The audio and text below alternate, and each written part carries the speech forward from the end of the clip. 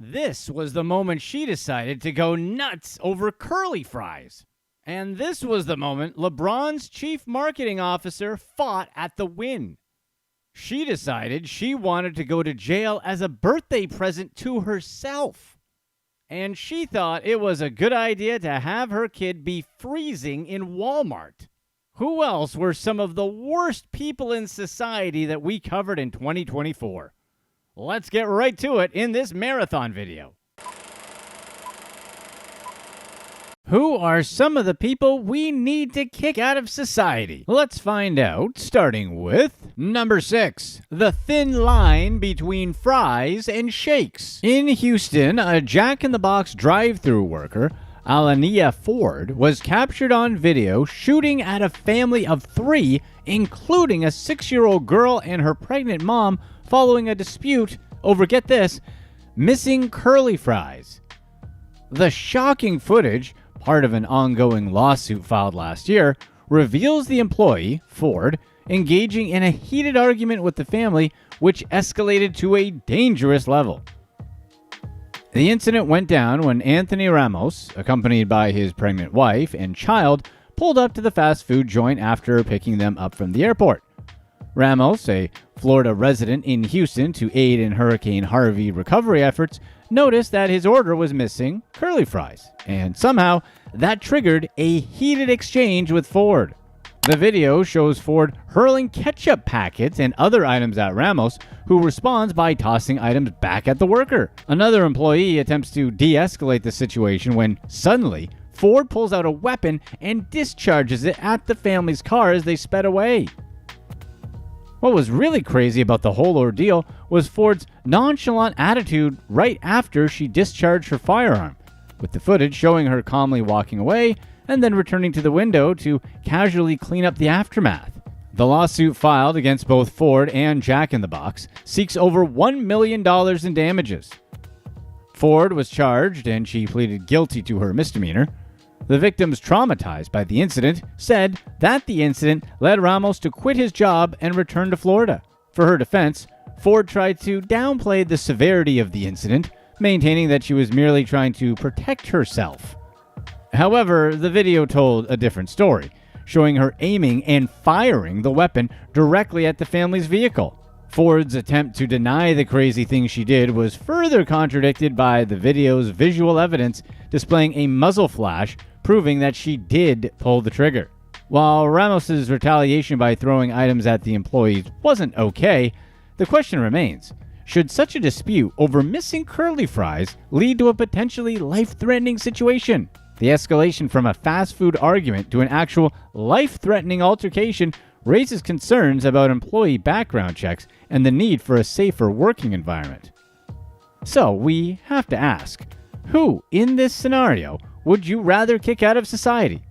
The employee or the customer who threw the food items? Number 5, the worst type of passenger. Gurpreet Dillon, a passenger on British Airways, found himself in a mid-air brawl that led to an 8-month jail sentence after he drank 3/4 of a bottle of Gordon's gin during a flight to Malaga to Heathrow Airport. The incident began when Dillon, along with his wife and brother, started arguing on a flight back from Spain. Cabin crew members were alerted to the situation as Dillon, running full bore on duty-free gin and some unresolved issues, got into a heated argument with his wife, swearing in front of young children. So a flight attendant came to try and calm Dillon down by telling him to control himself, a tried and true method for calming anyone in a drunken rage. But somehow the situation escalated. Dillon, continuously swearing and shouting, pushed the attendant twice, causing the flight crew to take immediate action. The captain declared a mayday call, which means there's an emergency on the plane, not necessarily that it's crashing, and the plane was given priority landing. Despite the intervention, Dillon continued his obnoxious behavior, shouting and swearing and freaking out other passengers. Dillon was arrested upon landing at Heathrow and later pleaded guilty to his charges. The court revealed Dillon's history of alcohol-related offenses, including an 8-year sentence for causing death by dangerous driving. Despite acknowledging Dillon's efforts to address his alcoholism through therapy and Alcoholics Anonymous meetings, the judge in this case sentenced him to 8 months in jail, with a requirement to serve half before potential release. If it's not someone having a complete meltdown over a food order, order, it's going to be the drunken idiot making everyone else uncomfortable, right? Nobody likes dealing with drunks, not even the drunks themselves. They always end up all crying, finding yet another way to make the people dealing with them uncomfortable.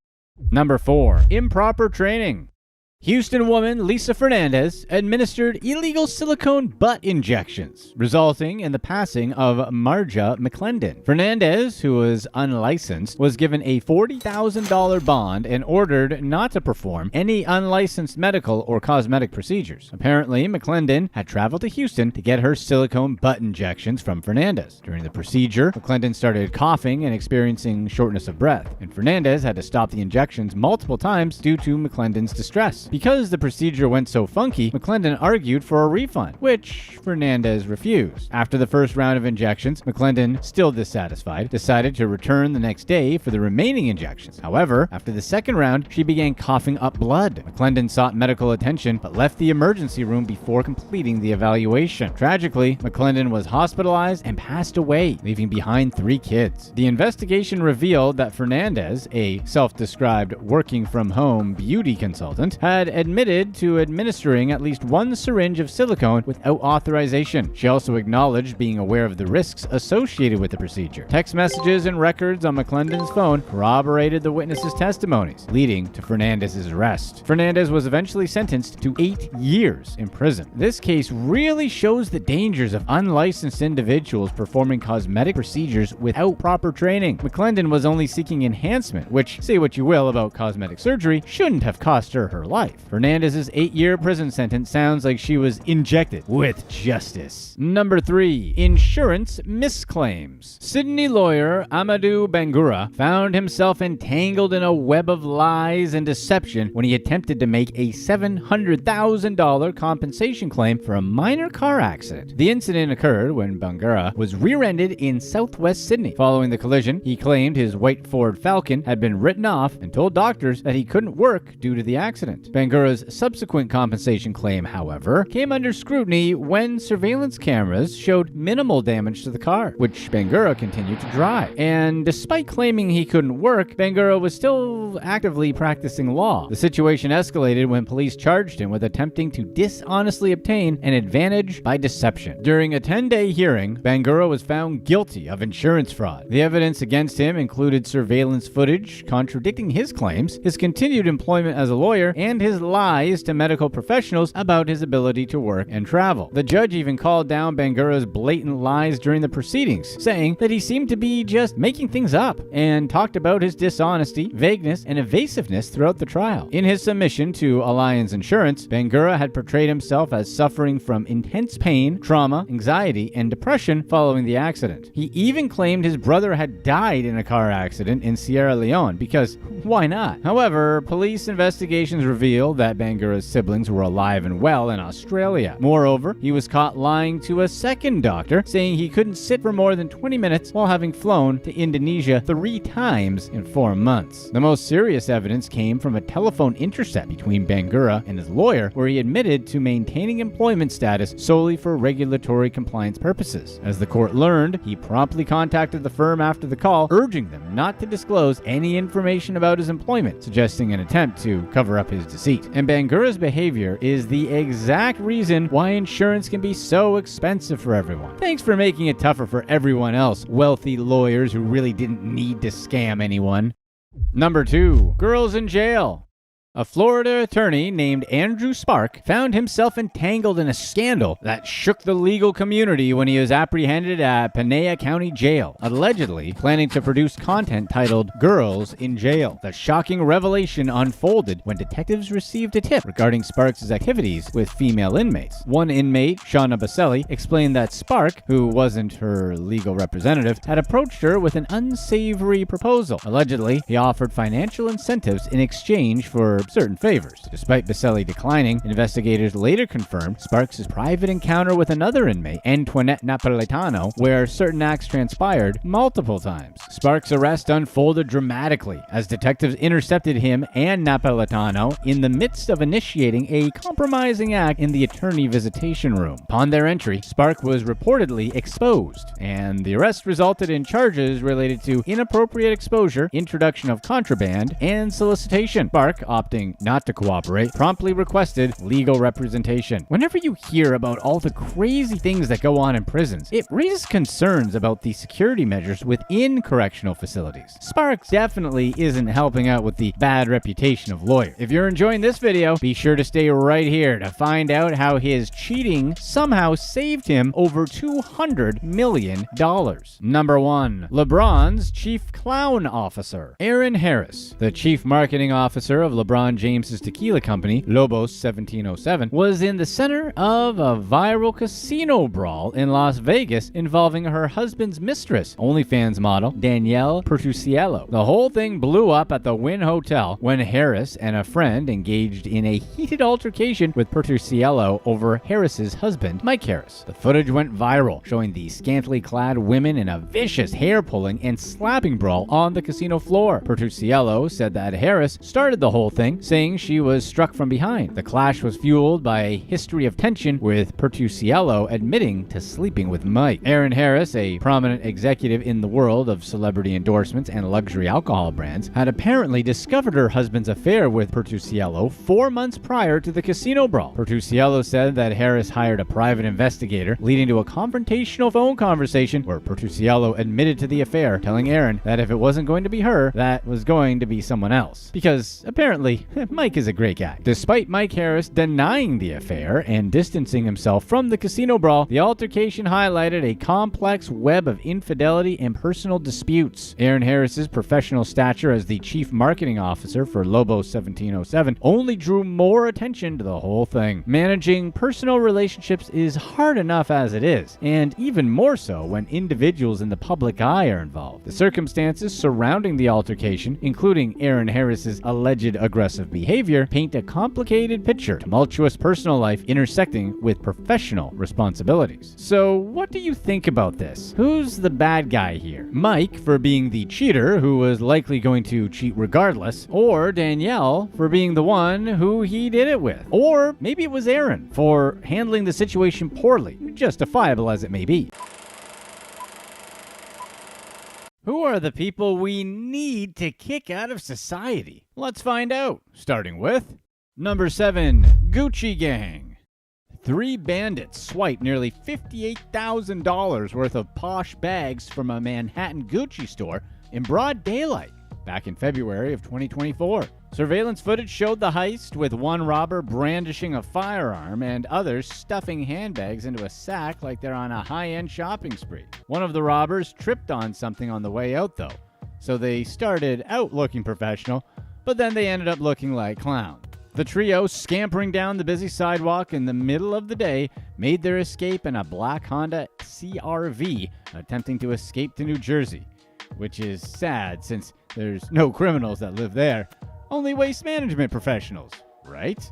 Despite the FBI and NYPD both being hot on the trail, the thieves made a clean getaway and are possibly part of a larger crew pulling similar stunts elsewhere. The Gucci store ended up closing for the day, another victim of a citywide trend in retail theft. A lot of people were shocked by the brazen nature of the crime, with one retail worker suggesting hiding merchandise from plain view to deter any future thefts.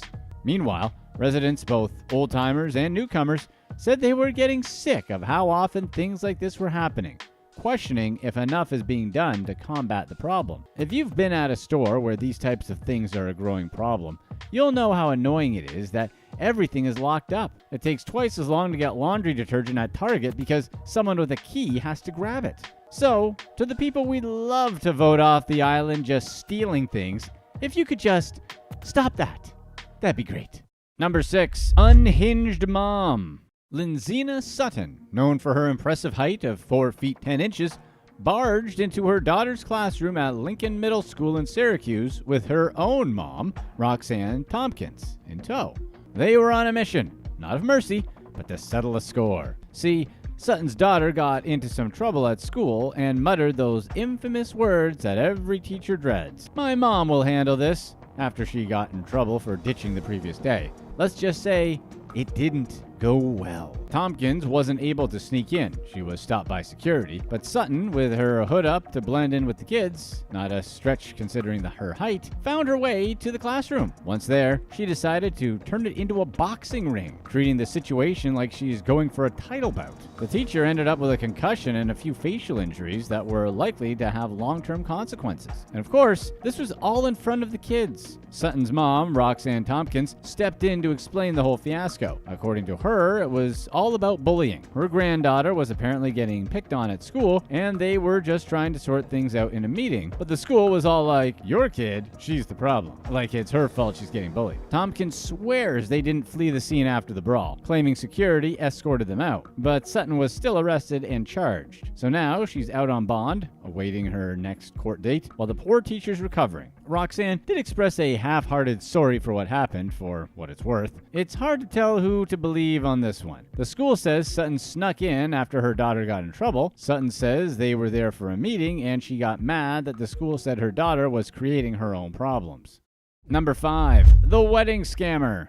Vincent Villafane, a wedding photographer from New Jersey, pulled off a real corker of a scam, swindling around $1 million from unsuspecting victims, including friends, family, and even his own father-in-law. The guy was like a modern-day Robin Hood, if Robin Hood used his stolen loot to buy fancy cars, hit the casinos, and jet off to exotic locales. Which, thinking about it, it seems like that's probably exactly what Robin Hood would have done if those options were available to him. Anyway, Villafane convinced people to invest in graphics cards for gaming laptops, promising to flip them for double the investment. He told everyone about being hooked up with manufacturers overseas and how there was this global shortage of chips that made these cards as precious as gold bars. Blah, blah, blah. Well, surprise, surprise, instead of investing in the graphics cards, Villafane was investing in his own luxury lifestyle. Audis, gambling sprees, vacations. This guy went for it. Someone handed over $16,000 one day, only for Villafane to drop a hefty chunk of that on an all-cash offer for a luxury Audi SUV. When victims started asking for their cash back, Villafane got creative with his excuses. He would say things like that the IRS froze his accounts, or he'd try to pacify them with checks that bounced like rubber balls. Someone else even got fleeced out of a brutal $115,000. Villafane's ride hit the brakes when the NYPD Financial Crimes Unit and the Secret Service decided to crash his party. Now he's facing the music, charged with wire fraud and unlawful monetary transactions. If he's convicted, he could be looking at up to 30 years of room and board, courtesy of the government. Karma's a funny thing, ain't it? Number 4. Exterior renovations.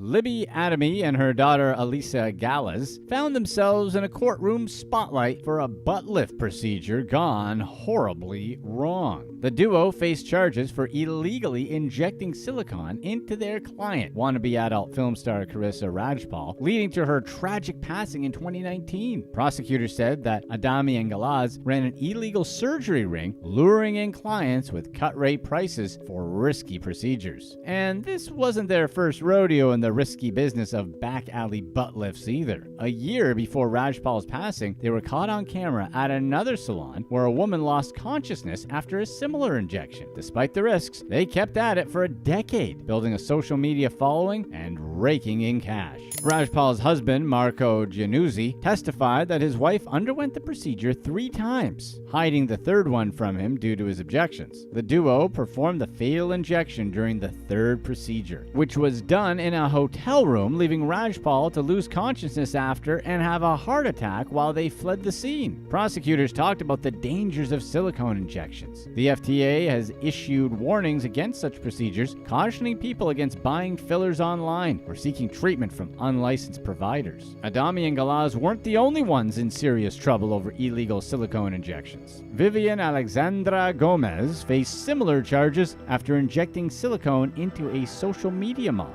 The FDA's message is clear. When it comes to cosmetic procedures, safety should always come first. Or basically, you get what you pay for. And if you're having a risky procedure done, if it's anywhere other than a medical facility, you probably shouldn't do it. And by probably, we mean definitely don't do it. At the time of this video, the case is still ongoing.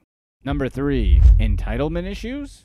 Lacey Percival got a front row seat to a mini drama when her DoorDash driver, known only as Corey, threw a tantrum over a $5 tip on a $20 order. Percival caught the whole awkward exchange on TikTok, showing Corey grumbling about her nice house as he stormed off with an F and a U. There were other letters in between. Classy, right? Apparently, Corey wasn't feeling the love for the 25% tip Percival left him. But seriously, buddy, did you expect a gold-plated handshake for delivering a pizza? Internet sleuths were quick to jump in, with some suggesting Corey needed a lesson in manners and basic math. Others joked that he must have mistaken the tip for a down payment on the house. Percival considered reporting Corey to DoorDash, but she couldn't because of some glitch in the app. She shrugged it off, wishing Corey wisdom in spending his hard-earned $5. As for DoorDash, they stayed silent on the whole debacle. Maybe they were busy delivering pizzas with a side of manners training. What do you think of this situation on tipping and tipping culture in general in the US? Number 2. Trust him. He's not crooked.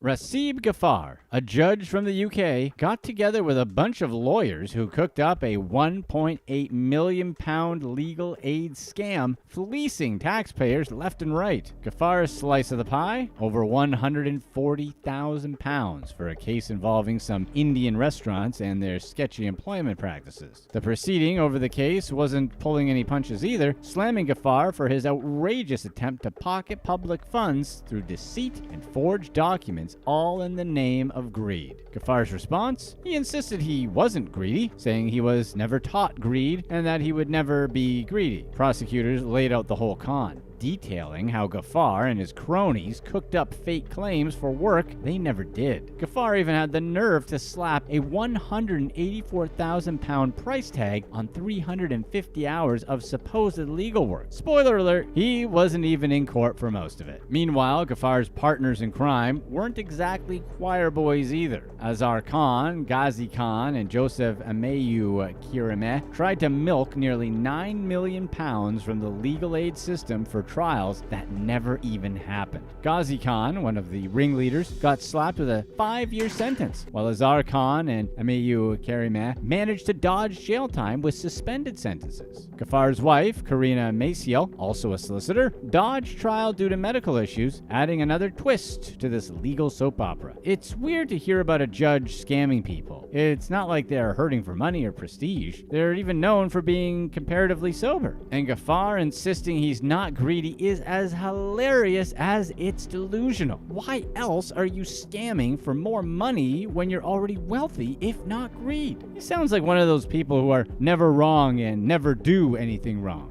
He's probably a joy to be around. If you're enjoying this video, be sure to stay for our past release to find out how Kevin Hart's personal assistant completely ripped him off. Number 1. A relationship in the dumpster. Sierra Simone Booker's 30th birthday bash took a sour turn when an argument with her boyfriend, Tristan Allen, led to her throwing his belongings into a dumpster in Nashville. Tristan, seeking help, called the cops to retrieve his lost possessions, including his iPhone, wallet, medication, and work clothes. Upon arrival, officers found Sierra admitting to tossing everything out, leaving Tristan with nothing but dumpster diving hopes. As a result, Sierra faced a vandalism charge and found herself locked up in the Metro Nashville jail on January 12th. Now, she's out on a $2,500 bond, learning the hard lesson that birthday drama can land you in more trouble than just a hangover. But hey, at least she got a memorable birthday story out of it, right? Do you have any crazy stories about getting in fights with your ex? Did you ever throw their stuff in the dumpster, set it on fire, and then dance around it, laughing like a crazy person? We haven't either. Who are the people we need to kick out of society? Let's find out, starting with number 5, casherquan. Rapper casherquan scammed a surgeon 200 times and bragged about pushing the man to the brink of ending his own life. The Detroit rapper appeared on an episode of the Say Cheese podcast where he talked about how he ruined this guy's life for no apparent reason. For his scam, Quan had somehow got his hands on the surgeon's social security number. Then, every time the guy would get paid, Quan would call him up and pretend to be an IRS agent, then demand money. Sometimes the surgeon would respond that he was in the middle of surgery, but Quan didn't care. He forced the doctor to get the money immediately, or threatened that the IRS would be after him in a bad way. Quan explained that the man was making $2,500 a week and that he had the surgeon wrapped around his little finger. The scam ended up ruining the medical professional's life. His marriage broke down and he fell into a dark place psychologically. Quan was stealing all of the doctor's money, leaving the poor man feeling so helpless that he couldn't take it anymore. So the surgeon attempted to end it all and sent Quan a picture of himself in the hospital. Quan, whose discography ironically contains albums titled Scam Jesus and Scam Likely, broke down every part of his 2 years of deception, rightfully infuriating listeners. People called him out for doing something so messed up and acting proud of it. The clip went viral, with even his own fans being disgusted with him for acting like what he did was some kind of achievement. He posted on Instagram whining about the backlash he received, claiming that everything he did to the doctor happened a decade ago when he was 15 years old. Sure, we've all done stuff we're not proud of when we were teenagers, but to drive that man to the brink of ending it all, there's really no excuse for something like that. Quan went as far as to say that he dealt with bad karma for his actions and clarified that he had said in the interview he regretted it, so people should leave him alone. What's even dumber is that there was no reason for him to talk about it on the podcast. He just wanted something to brag about. What do you think about this guy? Do you even believe that a 15-year-old managed to scam a doctor for 2 years and take all his money? No one has been able to get the identity of the supposed doctor he was scamming. Or do you think he was just going for some street cred and his boasts were all fictional? Number 4. Starbucks. Former Starbucks employee Michael Harris lost his job after stopping a robbery at the mega coffee retailer's St. Louis, Missouri location. Okay, we know we're not talking about a person here, but we can still vote Starbucks off the island. In December of 2023, 2 armed men went into the store where Harris worked and robbed several customers. Although the store's handbook recommends employees not to engage if a robbery occurs at their location, which is always the correct plan of action, but Harris apparently didn't read the handbook. The 2 men demanded cash from the register, but Harris wasn't senior enough to be able to open it. He still tried anyway, but it was taking too long. So one of the robbers grew impatient and tried to hit him with a firearm. Then a piece of the weapon broke off, and Harris and his coworkers realized the weapon was a fake. So in this particular scenario, Harris did what pretty much anyone would do in the situation. Without any other way to defend themselves, Harris and his coworker, Devin Jones Ransom, fought the intruders. One of the men ran away when the fight broke out, but Harris and Ransom caught the other one and restrained him while they waited for police to arrive. Weeks after the incident, a Starbucks higher-up called Harris to tell him they were letting him go. Harris sought legal representation from the Krupp law firm LLC for wrongful termination. Although Starbucks handbook states that employees shouldn't do anything to escalate a situation, Harris was in an impossible situation. He complied with the robber's demands until he, his coworker, and customers were in danger. At that point, he did what he could do to defend himself and those around him. Starbucks released a statement to Fox Business where it reiterated that safety is a top priority and that its training teaches employees to comply and de-escalate to keep everyone safe. And that's the right policy. Your life and physical safety should never be put at risk for a company that doesn't care about you. However, what was Harris supposed to do when the men attacked him? Starbucks is in pretty hot water over this, as they should be. So what do you think? Should we boycott the company and get our caffeinated milkshakes elsewhere? Anyone like coffee, bean, and tea leaf? Number 3. Out of society. TikTok banned a viral prankster who did dangerous stuff like starting trouble with McDonald's staff, riding a fire truck's roof, and throwing broomsticks off the top of a skyscraper. The TikToker, whose username is Out of Society, gained tens of thousands of followers and millions of likes with his dumb antics. One of his more obnoxious posts involved McDonald's staff. Out of Society went to a location and snatched a broom from an employee. He then rushed into the kitchen and placed the brush in the deep fat fryer, potentially ruining a ton of McDonald's fries, which is a crime on its own. A worker managed to get it out, so the prankster got it again and threw the broom across the dining room and sprinted out of the fast food restaurant, shoving staff out of his way as he left. The TikToker wore a balaclava and changed his voice to conceal his identity because he's just so slick. In another video, Out of Society documented himself standing on top of a skyscraper and launching 2 brooms over the edge, causing them to drop to the ground from hundreds of feet feet in the air. The account also posted a clip from the top of a fire truck and riding on its roof. 3 young men were involved in the incident, and when firefighters tried to get them to jump down, they refused, telling workers to shut up. Police arrested the 3 guys over the incident. However, it didn't slow down the popularity of Out of Society. Since December of 2022, it received 10 million views and 1.6 million likes. While some users loved Out of Society's content, his actions didn't impress everyone. Many slammed the social media platform for letting someone like Out of Society get famous by scaring and harassing people trying to do their jobs. In 2022, TikTok carried out an initiative to remove content that violated community guidelines before anyone needed to report it. As a result, the platform removed 96% of content violating its guidelines, which is a step in the right direction. Although TikTok didn't catch Out of Society's content until people reported the user, it removed the account as it depicted dangerous acts that could have caused significant harm to the people involved. So TikTok did the right thing. But with this kind of content being so popular, they still need to remove many more accounts. And look, we're good with pranks, even when they're upsetting and annoying. But there's a difference between a prank and just being an annoying jerk. If you're enjoying this video, be sure to stay tuned right here for our past release to find out the craziest tactics these ladies will do to smuggle out a watch. Number 2. Eric Kellogg.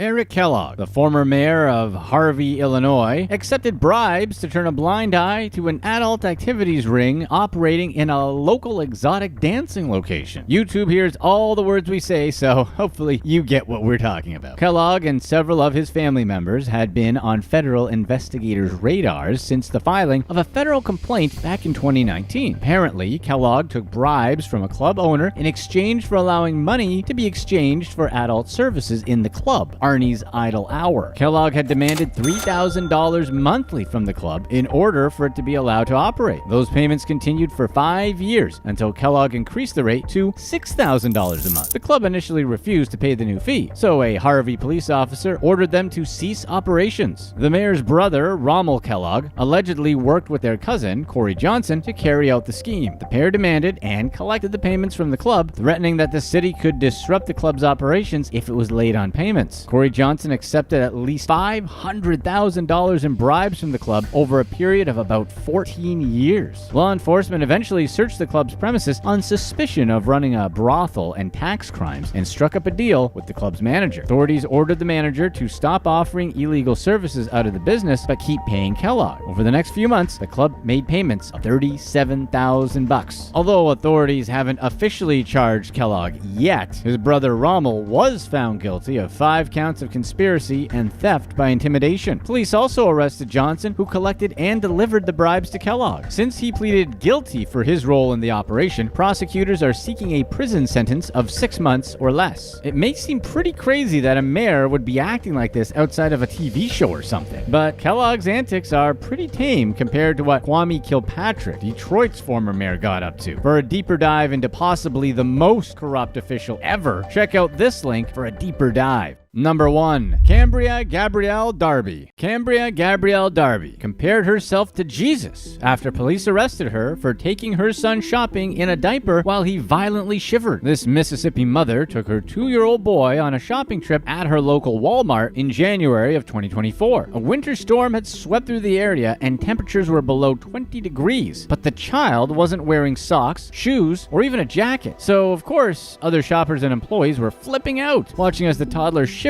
in the freezing cold. One shopper actually bought him a long sleeve shirt and pants, and he still shook after putting them on. So thankfully, someone called 911 since this is a pretty clearly terrible decision, and police arrived at the scene. Officers took the boy to sit in a warm car while they waited for paramedics to reach the location. Once medical workers arrived, the police turned their attention to Darby and arrested her. Child Protective Services took the child along with his 2 siblings. Police took Darby into custody, and after posting bail, she compared her situation to the suffering of Jesus. In a delusional 656-word Facebook post, Darby defended her actions and posted over 50 pictures to prove she was a good mother. The images included a trip to Disney World, her children posing with presents under a Christmas tree, and the family sitting on pumpkins at a farm. Her list of things that she felt proved she was a good mother included taking them on vacations, buying them expensive clothing, and signing them up for sports. She also listed things like taking them to Disney World for a VIP-style experience, going going on plane rides, visiting indoor water parks, and elaborate holiday celebrations. Holidays were supposedly so magical for her children that they believed in Santa Claus, the Easter Bunny, and Cupid. Bizarrely, she added that her children never wore the same outfit twice and that she frequently bought them designer clothing and new shoes. So why was her son only wearing a diaper if that was the case? Darby added that she had pictures of every meal she had ever cooked for her children and that she hadn't been able to eat since CPS took them away from her. She revealed that people had called law enforcement on her twice before, but fought the notion that she was a neglectful or mentally ill parent, referring to the accusations as defamation. A viral video showed Darby fighting with the shoppers who confronted her while she refused to give her son anything to wear. One woman draped a jacket over the toddler as his teeth chattered. A man yelled at her while she grabbed items off the shelves and threw them into the cart, narrowly missing the child. People pointed out that she forced her son to shop almost without any clothes on while she was fully clothed. Remember, this woman thought her plight was as bad as Jesus's, so she was never going to be remorseful about the situation. A Walmart employee, Felicia Nicole, lost her job over the incident when she posted a video of the boy online. If convicted, Darby faces up to 6 years in prison. It's totally delusional for Darby to claim she's a good mom. We don't care how many happy pictures she posts. If she's sending a 2-year-old in 20-degree weather wearing only a diaper, pants, and a shirt. For those of you who don't have kids, you may not know, but kids that age have very little body fat, so staying warm can be an issue for some of them, and bundling them up when it's cold is extremely important. And it's not like she didn't know, because that's not her first kid. So now she wants to compare herself to Jesus. Well, judging from the response online, this is the only time she's right in the sense that she's getting a ton of backlash.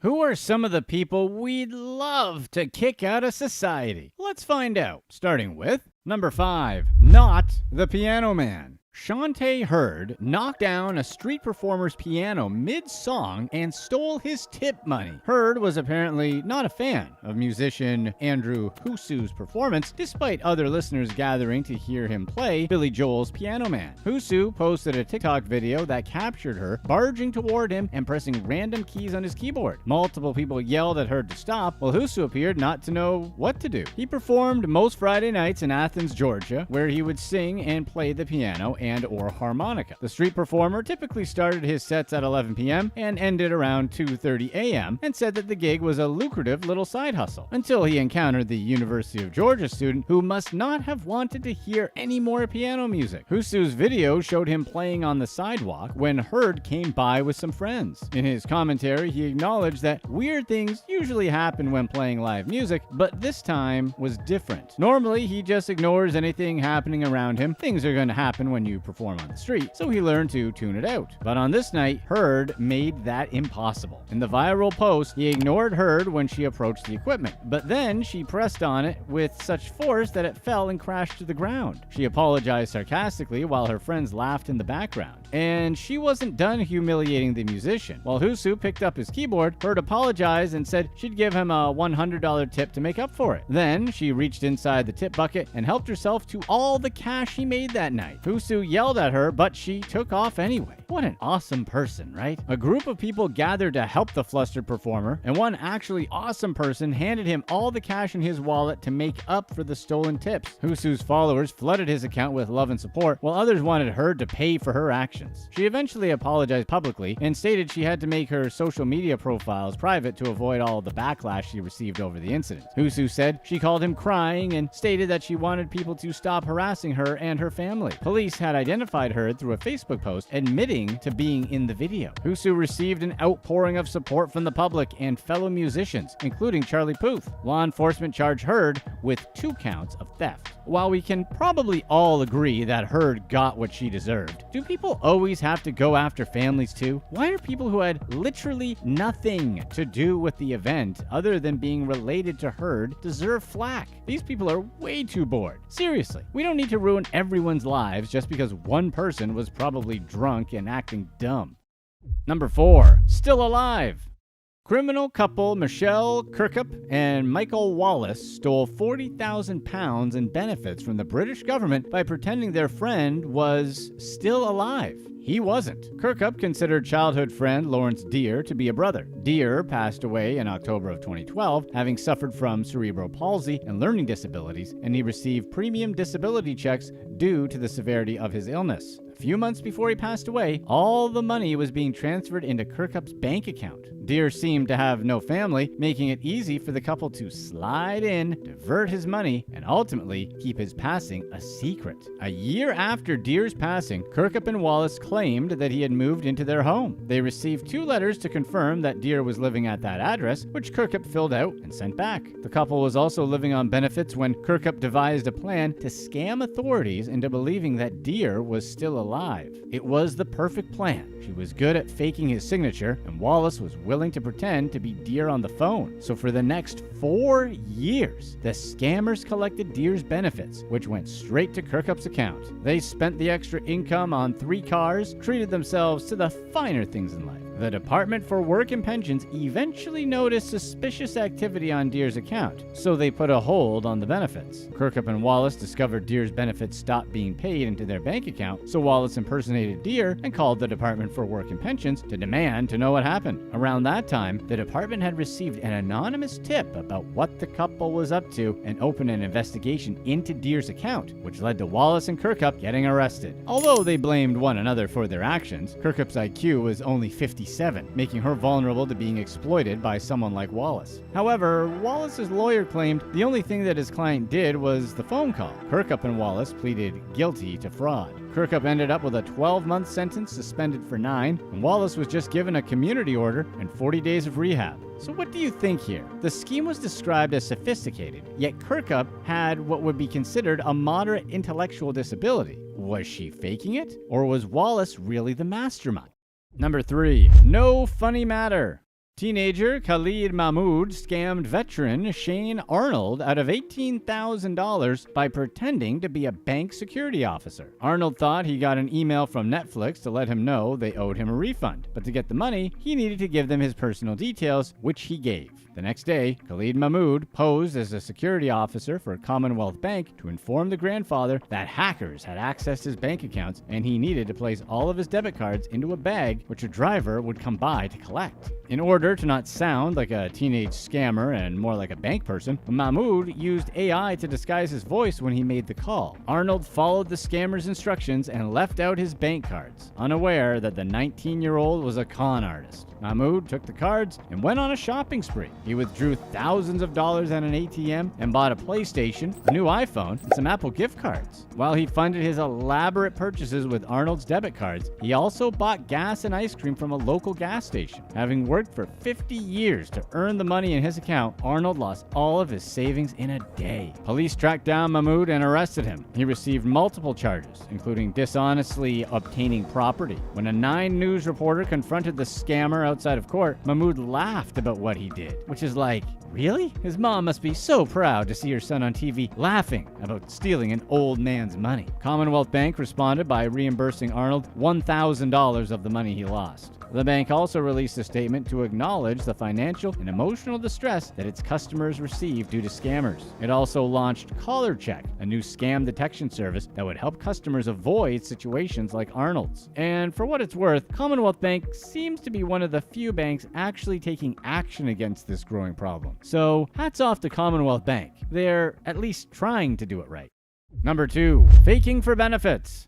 Martin and Louise Law made their healthy daughter, whose name has been withheld, use a wheelchair for government benefits. It began when she was 5 or 6 years old, when her parents refused to let her walk normally, like other children her age. Being so young, she believed them when they said she had a limp and was too unsteady on her feet. They convinced her to use the wheelchair and faked her illnesses and symptoms to the girl's teachers and medical team. The other kids bullied her for not being able to walk, even though she was physically capable capable of moving around like everyone else, and she missed out on activities like gym, which was once her favorite class. At first, the child had a few medical appointments, but those grew into dozens of hospital visits and overnight stays. Louise was lying to doctors and attempted to convince them that her daughter was much sicker than she actually was. She also had her daughter lie about her symptoms. All the while, the laws claimed extra disability benefits so they could get a mobility car and disability allowance payments.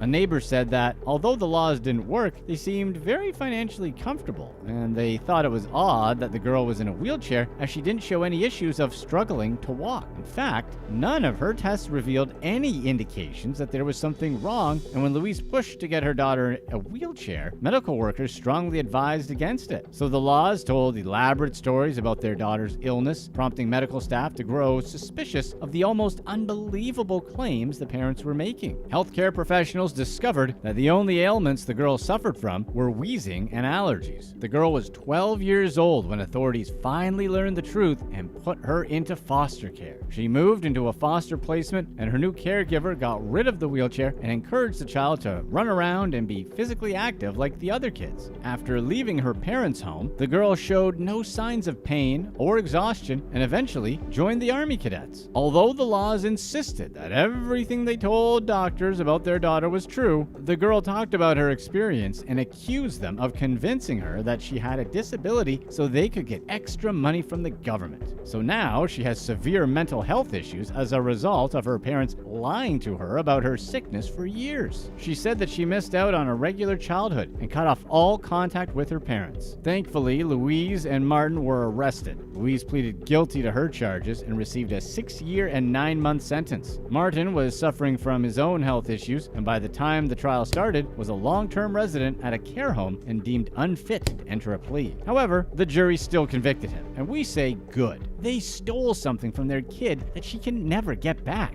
These two are monsters. Number 1. The Assistant. Pharmacy assistant Lily Cartier stole substances from work to slowly poison her partner. Cartier's partner, John Sherrard, was 20 years older than her at 71, but was still active and enjoyed jet setting as well as going on long walks. He was pretty spry until his health suddenly declined. Sherrard's family noticed that he was slurring his words, dribbling, struggling to close and open his jaw, and unable to walk properly. Obviously concerned about the sudden decline in health, he visited multiple neurologists, but nobody could figure out what was causing his issues. 2 doctors suspected he may have Parkinson's, but his tests for the disease were negative. When Sherrard collapsed on 2 separate occasions over the course of 2 weeks, his family knew something had to be done. Sherrard noticed that before one of his collapses, he thought the milk he poured onto his cereal had a strange taste, which was likely caused by warfarin, an anticoagulant. So he went to the hospital, where his heart rate had slowed to 37 beats per minute, which was at least half of what it should have been. Doctors also performed tests to see how long his blood took to clot, and the results were shocking. Lily didn't bother to visit her partner in the hospital either. Instead, she went on a 6,000-pound shopping spree around London. Sherrard's relatives discovered that he had recently signed over his corporate pension and Porsche Boxer to Cartier, whom he met at a Jimmy Choo fashion house in Paris, which totally isn't shady. Cartier was a pharmacy assistant and part-time model who moved to the UK from Syria in 2007. Family members were confident that Cartier was responsible for Sherrard's decline, prompting the hospital to perform toxicology tests. The results revealed Sherrard had life-threatening amounts of several substances in his system, including haloperidol, which is used to treat psychosis. When police arrested Cartier in November of 2017, they found a bottle of the substance in her handbag. Sherrard's son also discovered a packet of warfarin inside Cartier's nightstand. Although she denied the allegations, the jury found Cartier guilty. She was sentenced to 7 years in prison, which seems a little light, considering she almost took this man's life. We used to think that praying mantises were brutal, but now we kind of think they're a bit more humane. Who are the worst scamming YouTubers? Let's find out, starting with number 11, Kayla Massa. Kayla Massa is known as K Goldie to her followers. Back in 2021, the feds decided to cut her hustle short. Why? Well, Turns out she was running a scam that left many of her followers lighter in their pockets, to the tune of over $1.5 million. So like, a lot lighter. The con was a classic bait and switch. Kay Goldie would flaunt pictures of cash on her socials with captions like, "If you have a bank account and are trying to make some bread, DM me. Serious people only." The hustle? She got her followers to slide into her DMs with their bank info, promising to send them a sweet sum of cash. But instead of delivering on the promise, she blocked them and scammed them. According to authorities and as reported by CBS Philly, Kay Goldie deposited phony checks made in the names of legitimate businesses and swiftly withdrew the cash. This alleged scam operation involved not just her, but also 9 accomplices, and they managed to rake in over $1.5 million. Kay Goldie seems to have hit the brakes on her YouTube uploads, and her Instagram account has mysteriously vanished. Maybe she's taking a hiatus from social media while her legal drama unfolds. Or maybe she's busy just getting herself arrested again for the same thing, leaving another 51 victims scammed out of $623,000. As of the release of this video, there hasn't been any public details on her newest case of fraud back in February of 2023. Number 10. Cole Kerrigan. Cole Kerrigan, a makeup artist with a penchant for both contouring and controversy, was known for his work and some public spats with the likes of Austin McBroom and Cameron Dallas. Cole's journey took a mysterious turn as he seemingly disappeared from the online scene. But that's not all. There was an alleged scam that left followers with more questions than answers. In 2020, Cole rolled out a pay for shoutouts campaign that raised more than a few well-groomed eyebrows. For a crisp Benjamin or two, anyone could bask in the glory of a shoutout on Cole's feed, with promises of social media growth and promotion. Sounds like a glam deal, right? However, as the beauty community buzzed with anticipation, suspicions began to surface.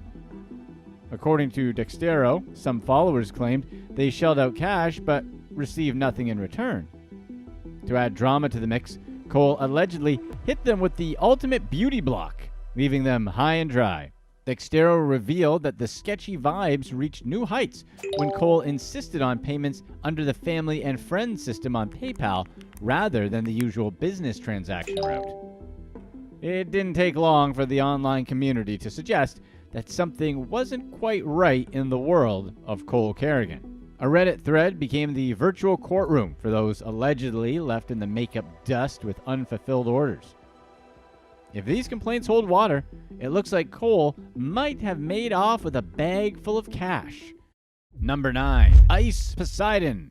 Paul Danino, better known as Ice Poseidon, is a streamer who's no stranger to controversy. Starting out on Twitch with old-school RuneScape and later finding a new home on YouTube with over 730,000 subscribers, Ice Poseidon's journey took a rocky turn when he got the boot from Twitch back in 2017. Controversies including incidents of swatting, where people try to get SWAT to break into someone's house by calling in fake threats. Yeah, it's a bad idea. And run-ins with the law marked his career. However, it was in 2021 that he allegedly took his antics to a whole new level with his own cryptocurrency, CX Coin. In what can only be described as a crypto roller coaster, Ice Poseidon urged his fans to invest in CX Coin, touting it as a long-term project. But after just 2 weeks of hype, he made a sudden move. The streamer decided it was time to cash out, selling off his CX Coin holdings and triggering a catastrophic nosedive in the coin's value. The scheme, often referred to as a pump and dump, involves creating hype around his crypto, artificially inflating its value with his followers' investments, and then quickly selling it all off. In the end, Ice Poseidon walked away with a cool $300,000, while the developers pocketed an additional $200,000. When confronted about the alleged scam, Ice Poseidon was unapologetic, telling YouTuber CoffeeZilla that sometimes you have to look out for yourself. And he's not wrong, but watching out for yourself doesn't mean you should step on others in order to do it. Eventually, someone's going to step on you.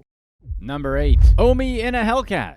Bill Omar Carrasquillo, a man known to over 800,000 subscribers as Omi in a Hellcat, was a New Jersey sensation that wasn't just flaunting luxury cars and bling. He was making big bucks through some shady business. Omi in a Hellcat was living the dream with his massive YouTube following, showcasing a lifestyle that most could only dream of. But as they say, all that glitters isn't gold. The YouTube star got in big trouble when federal prosecutors threw the book at him for a TV piracy scam that reportedly raked in over $30 million. According to the United States Department of Justice, Omi ran an underground streaming empire from 2016 to 2019, snagging cable TV accounts on the down low and then reselling the copyrighted content to thousands of subscribers. His fans were shelling out $15 a month for a taste of retransmitted cable signals from various companies. The wealth that fueled his opulent lifestyle allegedly stemmed from this illicit operation, eventually landing him on the FBI's radar. Facing charges ranging from conspiracy to violating the Digital Millennium Copyright Act, Omi was staring down the barrel of a potential 514-year prison sentence. Fast forward to 2022, and the plot thickened when Fox 29 Philadelphia reported that our YouTube maverick decided to cut a deal, pleading guilty to some of the charges. Details of the punishment remain sealed. That said, he was forced to auction off his Lambo and Eagles Super Bowl ring to help pay down the roughly $45 million he owes. Number 7. The McBrooms. Austin McBroom, the man behind the Ace family, with a whopping 18.4 million subscribers, you'd think Austin had it all figured out. But oh boy, his journey has been far from smooth. Back in 2016, Austin and his wife Catherine kicked off the Ace family, sharing their family adventures to the delight of millions. However, fame comes with its fair share of troubles, and Austin found himself in hot water not once, twice in 2021. First up, the city of Beverly Hills slapped Austin with a $200,000 lawsuit for orchestrating an unsanctioned parade. And we all know that there's no greater menace to society than a parade. But that was just the warm-up. Austin's grand venture into the boxing world with Social Gloves, the epic YouTubers versus TikTokers showdown, became a saga of its own. Despite delivering a knockout performance against TikTok star Bryce Hall, Austin faced allegations of not keeping his promises when it came to paying the fighters and investors. Live X Live threw a $100 million defamation lawsuit his way, and NBA star James Harden joined the party with a $2 million lawsuit. Eventually, Forbes spilled the tea that Austin settled both lawsuits. Live X Live coughed up a $3 million payout to cover a fraction of the unpaid event expenses, and James Harden's settlement amount remained a well-guarded secret. But hey, Austin didn't have a terrible idea for his boxing match. Who doesn't want to see annoying YouTubers and TikTokers get punched? We mean, like, other YouTubers. And the drama doesn't stop at Austin. His wife, Catherine McBroom, has had her fair share of controversy. In 2021, Catherine decided to spread some love with a Valentine's Day giveaway on Instagram. 3 shiny Tesla Model 3 cars were up for grabs. However, as reported by Sportskeeda, skeptics flooded the comments, suggesting the giveaway might be more smoke and mirrors than a genuine act of generosity. There was a lot of talk of non-existent winners and a potential scam, but the McBroom family remained tight-lipped on the matter. But that's not the end of Catherine's escapades. A few months later, her cosmetics brand, 1212 Gateway, became the talk of the town. As Catherine flaunted her beauty products on Instagram, entertainment news website Dexerto spilled the tea on customer complaints rolling in. Some users said the products were disgusting, while others claimed that issues with their orders were met with unsatisfactory resolutions or compensation. Cue the scam allegations echoing across social media. Then, a $30 million lawsuit hit Catherine like a ton of crummy eyeshadow palettes. TBL Cosmetics Inc. accused her of trying to take over the company in violation of their contract. Insider reported that Catherine denied any wrongdoing, but the legal battle ended with her reportedly losing the case and shelling out $76,300 in damages. Number 6. Alyssa Violet.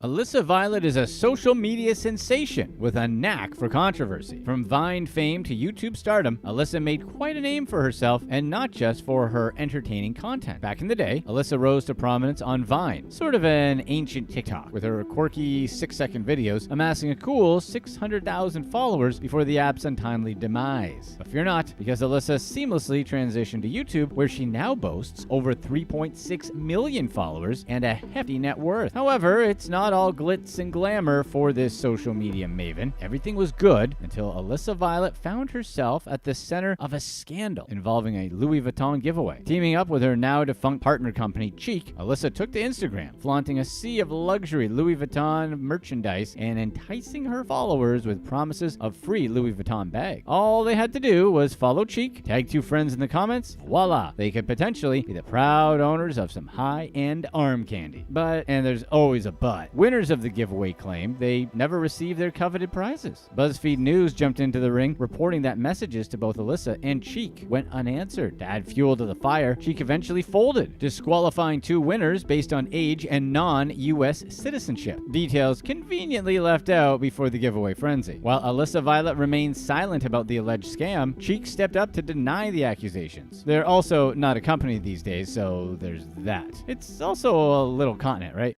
Number 5. Thomas Petru.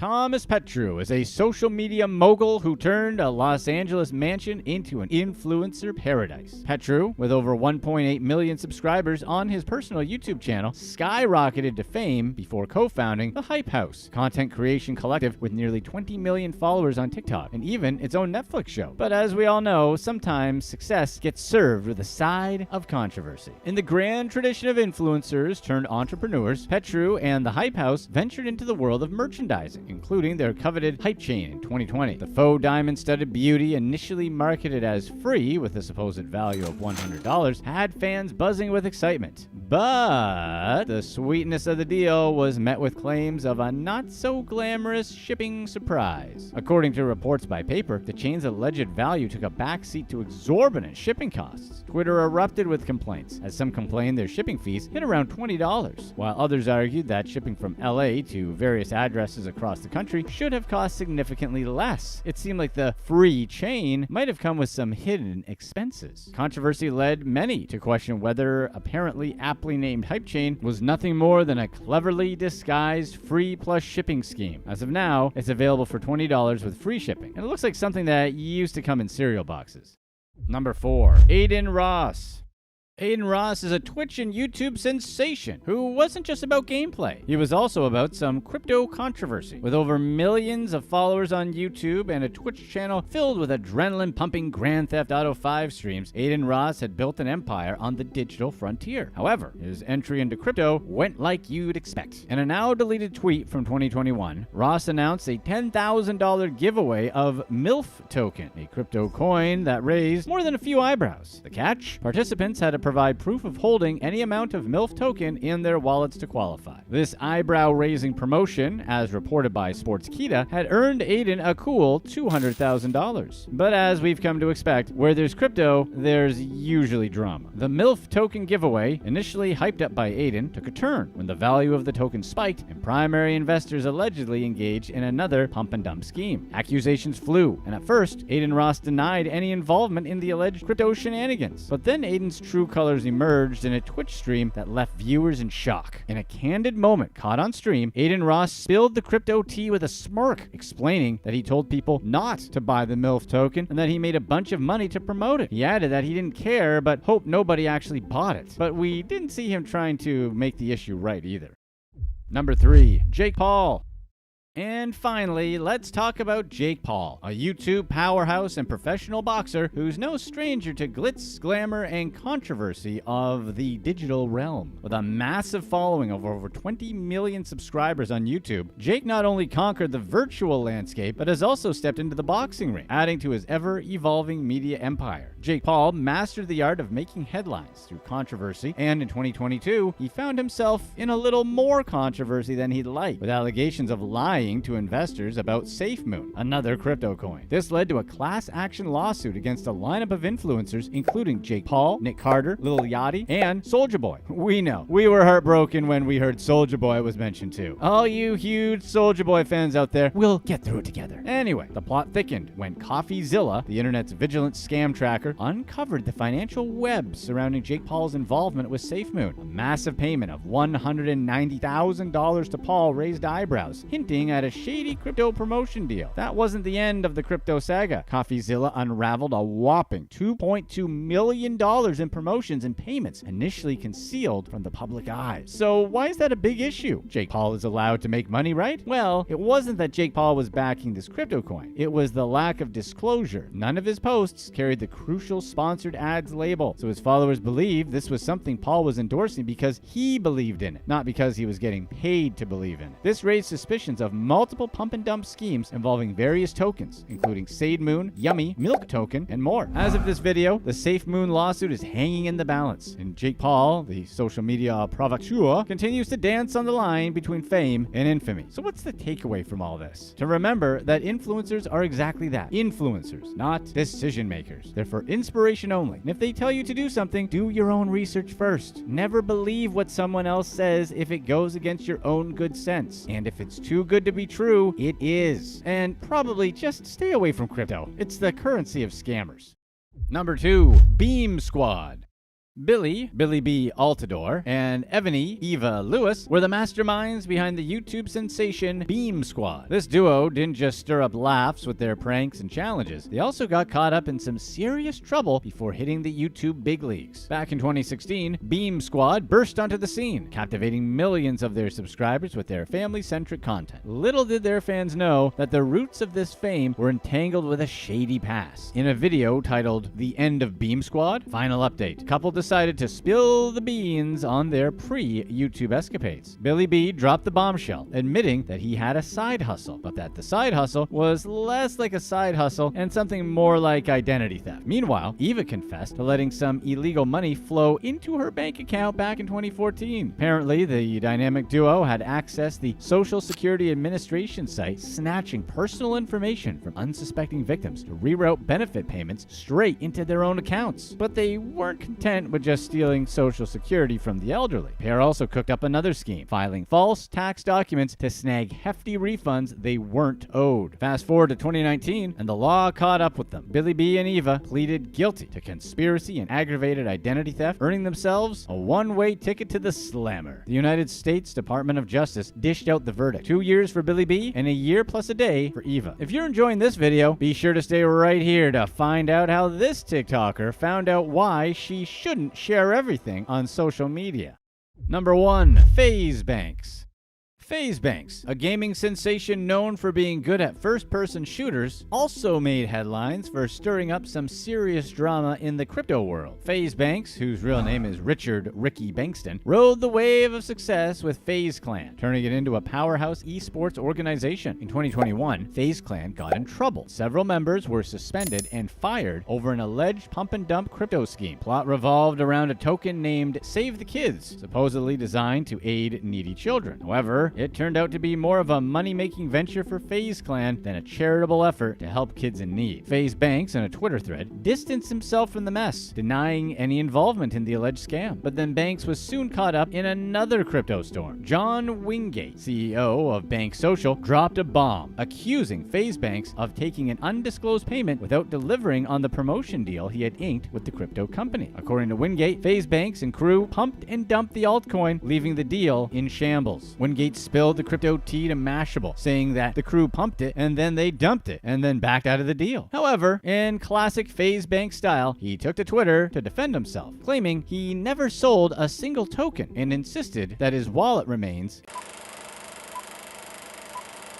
Who are the people we need to just kick out of society? Let's find out, starting with number 5, Super Lies Exposed. Jack Watkin, a self-proclaimed rich kid of Instagram who bragged about owning a 1.7 million pound fleet of supercars, was exposed for being a big, fat liar. When he made these claims, he was a 17-year-old kid who had said he owns 7 luxurious sports cars, including 2 Mercedes-Benzes, a Range Rover Vogue, and a Porsche. Of course, he eventually backtracked, admitting that most of the cars belonged to other family members.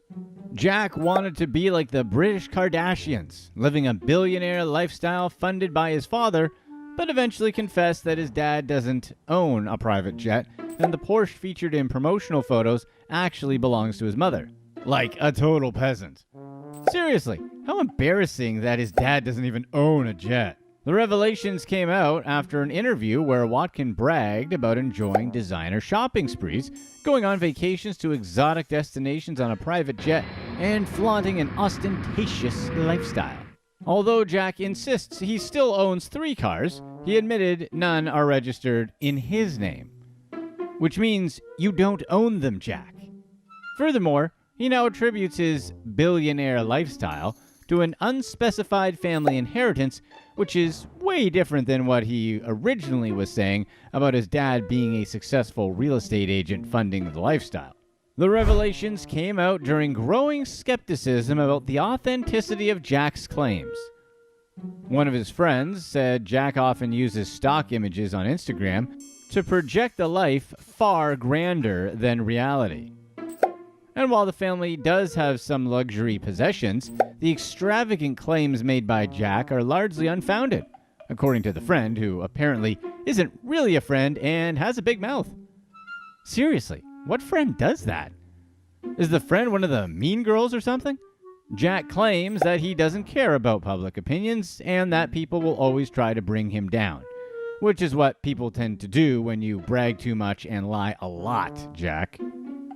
But the teenager's braggy posts on Instagram featuring designer watches and shopping bags and hashtags like rich kids of Instagram have earned him a lot of criticism and mockery, despite Jack's insistence that he doesn't care. And while Jack maintains that he can spend up to £15,000 in a single designer shopping spree, his mother lives in a 3-bed semi-detached home worth around £480,000, and his father, Jason, who's a real estate agent operations director, lives in a £600,000 home. So they're not exactly living in shacks, but it's a pretty far cry from the image Jack was trying to project of this hyper-wealthy family. And while there are a few things more obnoxious than a teenager who comes from inherited wealth, we need to remember that he was just a kid at that time, and kids say and do dumb things. Who knows? Maybe getting a dose of embarrassment in a public way will do him a bit of good. And let this be another reminder that what we see online very seldom matches reality.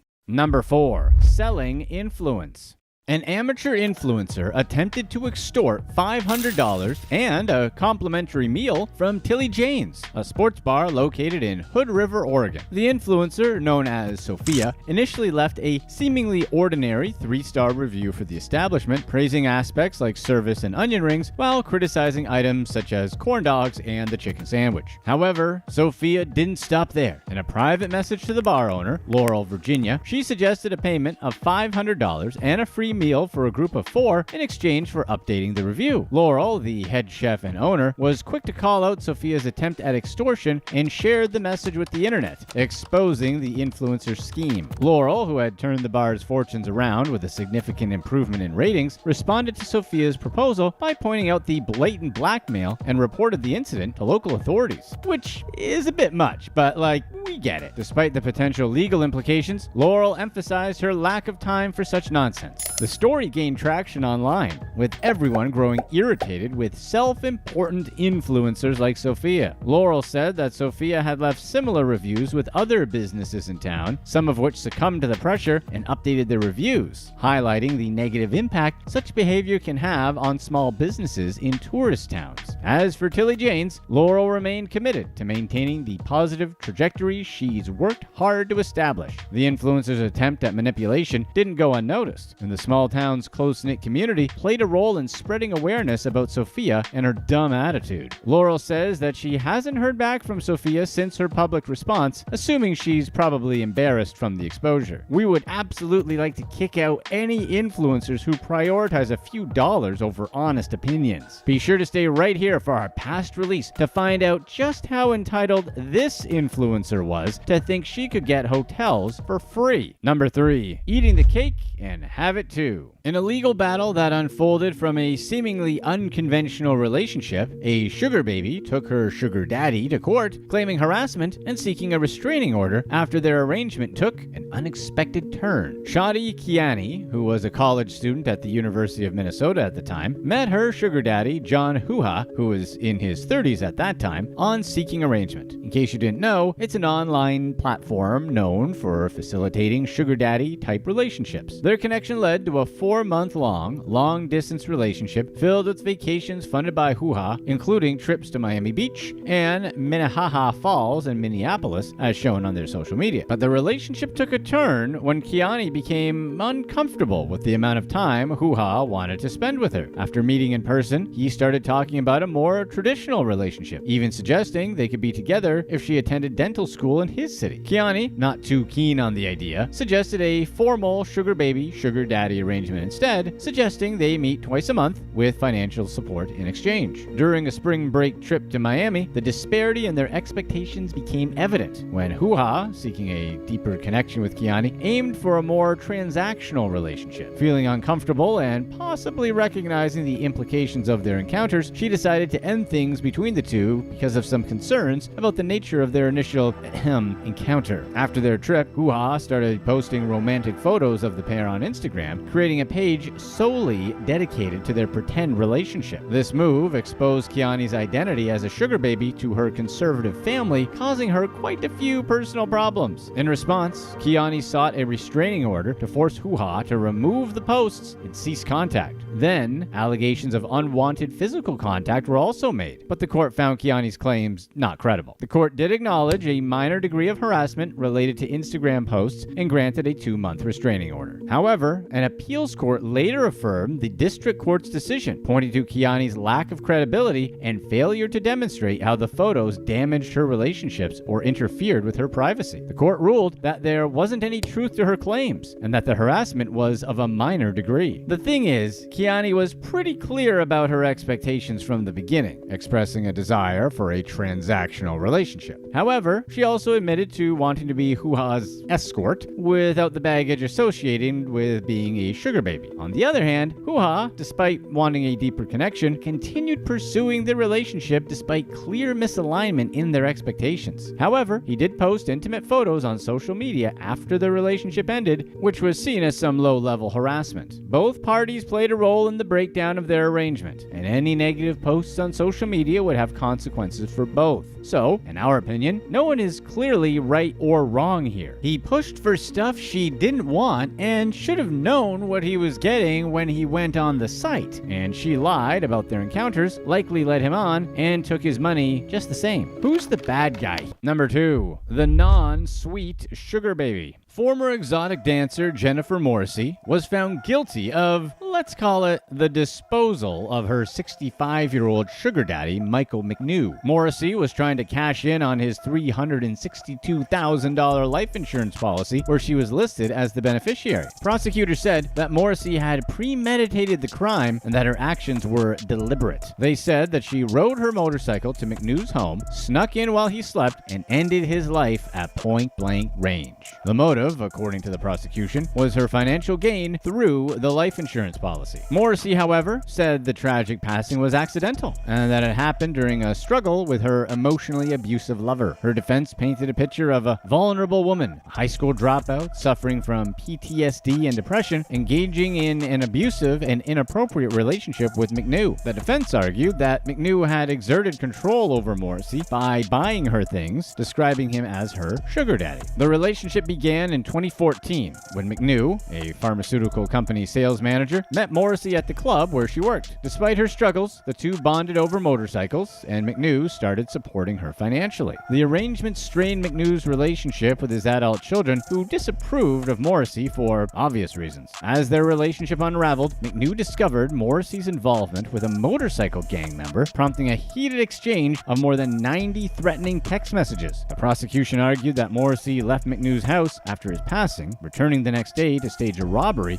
further complicating the crime scene. She buried McNew's belongings in her current boyfriend's backyard and messaged him on Facebook to create an appearance of innocence. The jury found Morrissey guilty of her crimes. Despite her claims of his manipulation and her acts of self-defense, the court wasn't buying what Morrissey was trying to sell, and she was sentenced to life in prison. Like the story before this, no one here is a winner. McNew alienated himself from his family and lost his life, and Morrissey had enough demons of her own and ended up ruining the rest of her life. Number 1. Real estate agent got fired for calling everyone peasants. Amy Therese Marsh, a top-performing real estate agent at Ray White Aspley, a well-known Australian real estate brand similar to Coldwell Banker, faced termination after making derogatory remarks about renters on a local Facebook group. Remember when Paris Hilton wore that "Stop Being Poor" shirt back when she was relevant and everyone flipped out? Marsh basically did that, but way after Paris. Marsh, using her professional Facebook page of all things, belittled tenants, calling them a disgrace and irrelevant. She took a dig at renters who didn't own homes in Griffin, where she worked, with a laughing emoji for added emphasis. These stupid comments were promptly deleted, but not before they caught the attention of social media users. In response to someone suggesting that tenants were nobodies, Marsh, using her personal Facebook page now, probably just to make it easier to trace the comments back to her, responded by insinuating that they probably earned $50,000 a year and were envious of her. She went further to claim that she paid twice their wage in taxes, or possibly even covered their Centrelink wages. Centrelink basically being Australia's social security, and showing off a disdainful attitude towards those who chose to rent instead of owning property. Ray White obviously fired Marsh immediately after discovering her offensive comments and publicly denounced her views, emphasizing that they didn't align with the value of their business, which you'd expect. Wouldn't it be super weird if Ray White was like, "Yeah, we think tenants are poor losers. Marsh speaks for the entire company. Everyone is really envious of her wealth." Marsh's professional profiles were promptly removed from the company website, and her once active professional Facebook page was also deleted. Ironically, Marsh, who was named Agent of the Month for achieving $3.7 million in sales, had become a new homeowner herself, purchasing a 3-bedroom unit in Griffin in March for approximately $400,000. Which again, it's not a shack, but it's also not the type of house you'd expect someone who is making comments like that to live in. In a world where referrals and positive client relationships are paramount in the real estate business, Marsh's little social media comment fest seems really dumb, like even dumber than dumb. And in this day and age, with times being tougher than ever, the nerve of someone to trash those less fortunate, especially when that someone really isn't all that wealthy, is the exact type of person that this society no longer needs. Who are some of the worst people in society we want to kick out? Let's find out, starting with number 7, Carly Russell. Carly Nicole Russell, a nursing student from Hoover, Alabama, orchestrated a high-profile kidnapping hoax that captivated the nation. Russell, who had initially gone missing after reporting a toddler walking along Interstate 459, was charged with 2 misdemeanors: false reporting to law enforcement and falsely reporting an incident. Appearing at the Hoover Municipal Court, Russell pleaded not guilty, but was ultimately found guilty of both misdemeanor charges. According to Alabama law, she could potentially face up to 1 year in prison with 6 months for each charge, along with a fine of $831. Additionally, restitution in the estimated amount of $17,974.88 might be imposed. The whole ordeal started when Russell reported to 911 that she had seen a toddler walking along the highway. Her abandoned car, wig, phone, and purse were discovered by authorities, leading to a statewide search and a $60,000 reward for her return. After 49 hours, Russell returned home on foot, claiming she had been abducted and taken to a house before escaping. However, the investigation revealed unsettling details that cast doubt on Russell's story.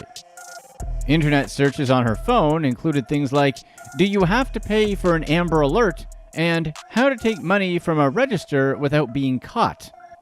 Furthermore, searches for the movie Taken and bus tickets from Birmingham, Alabama to Nashville, Tennessee on the night of her disappearance also raised suspicions. And if you're going to learn anything about kidnapping, it might as well be from Liam Neeson, right? Russell's attorney, Emery Anthony, announced their intention to appeal the case to the circuit court where a new jury would hear it. The police chief dealing with the situation was a little irritated that Russell was only charged with misdemeanors rather than felonies, considering the panic and alarm she caused. But he explained that the charges were limited by existing laws. The admission of guilt in staging the kidnapping brought apologies from Russell, conveyed through her attorney. Despite her public apology, the reason she even pulled this stunt to begin with is unknown.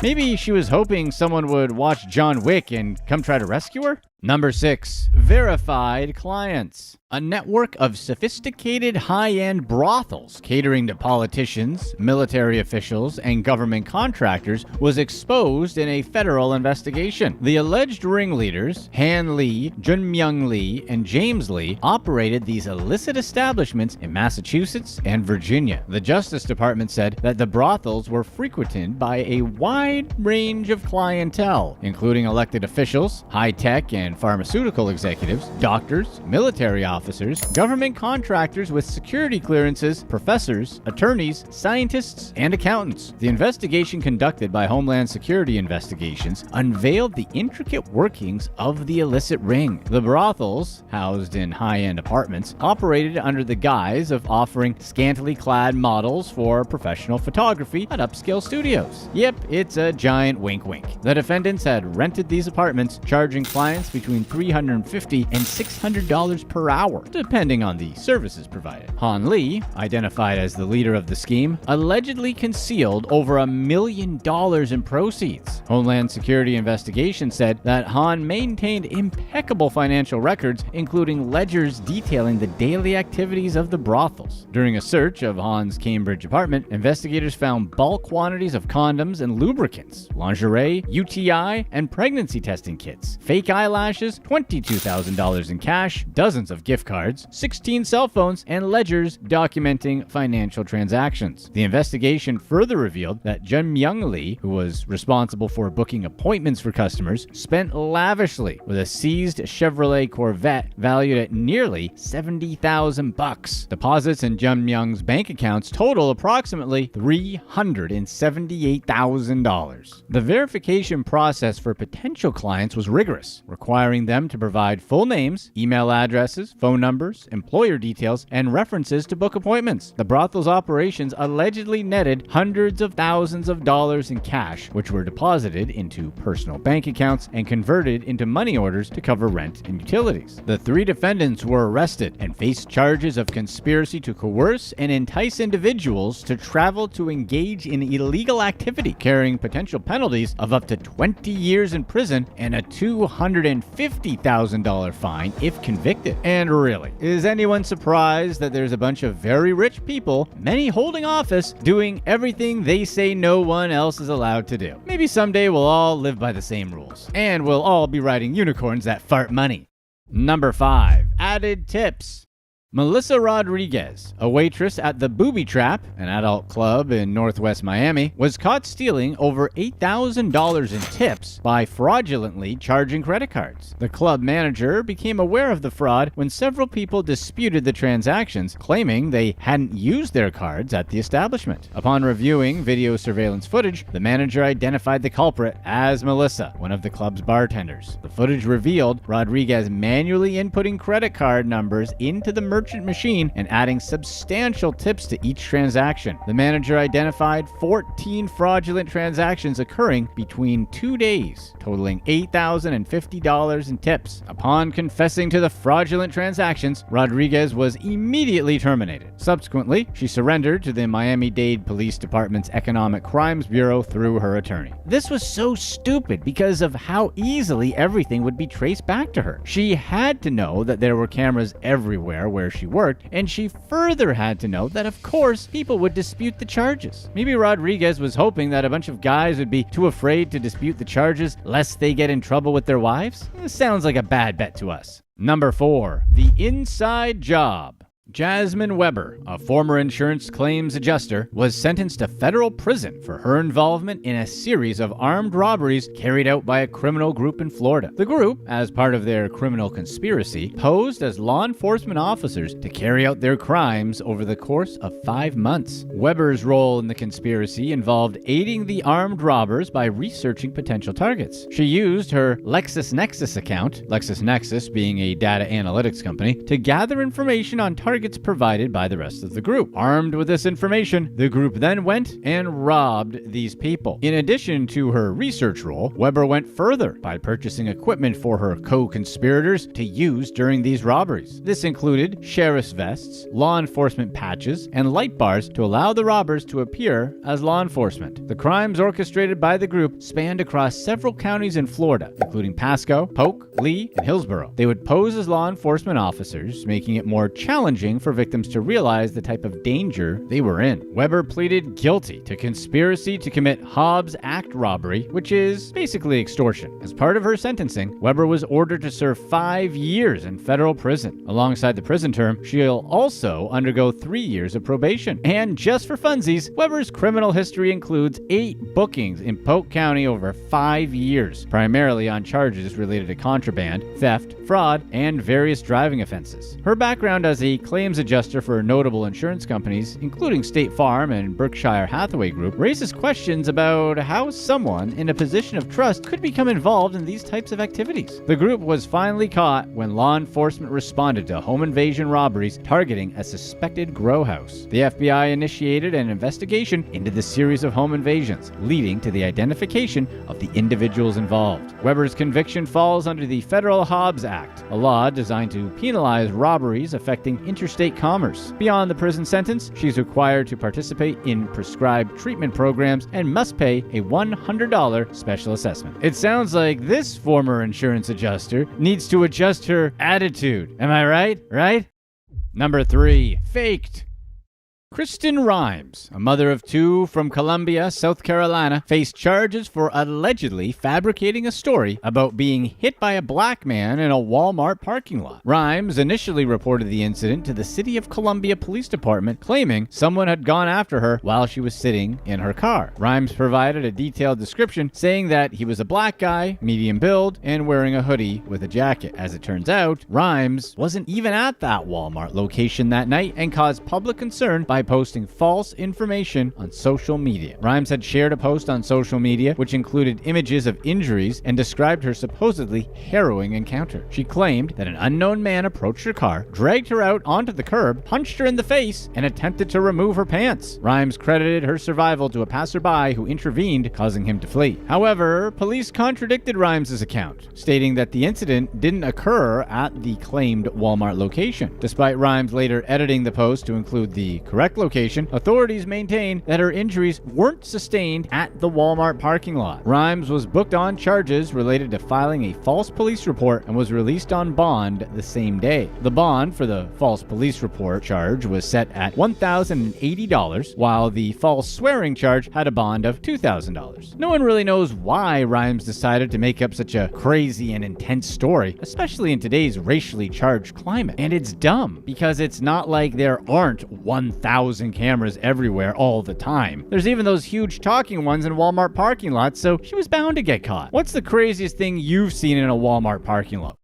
Number 2, the takeover.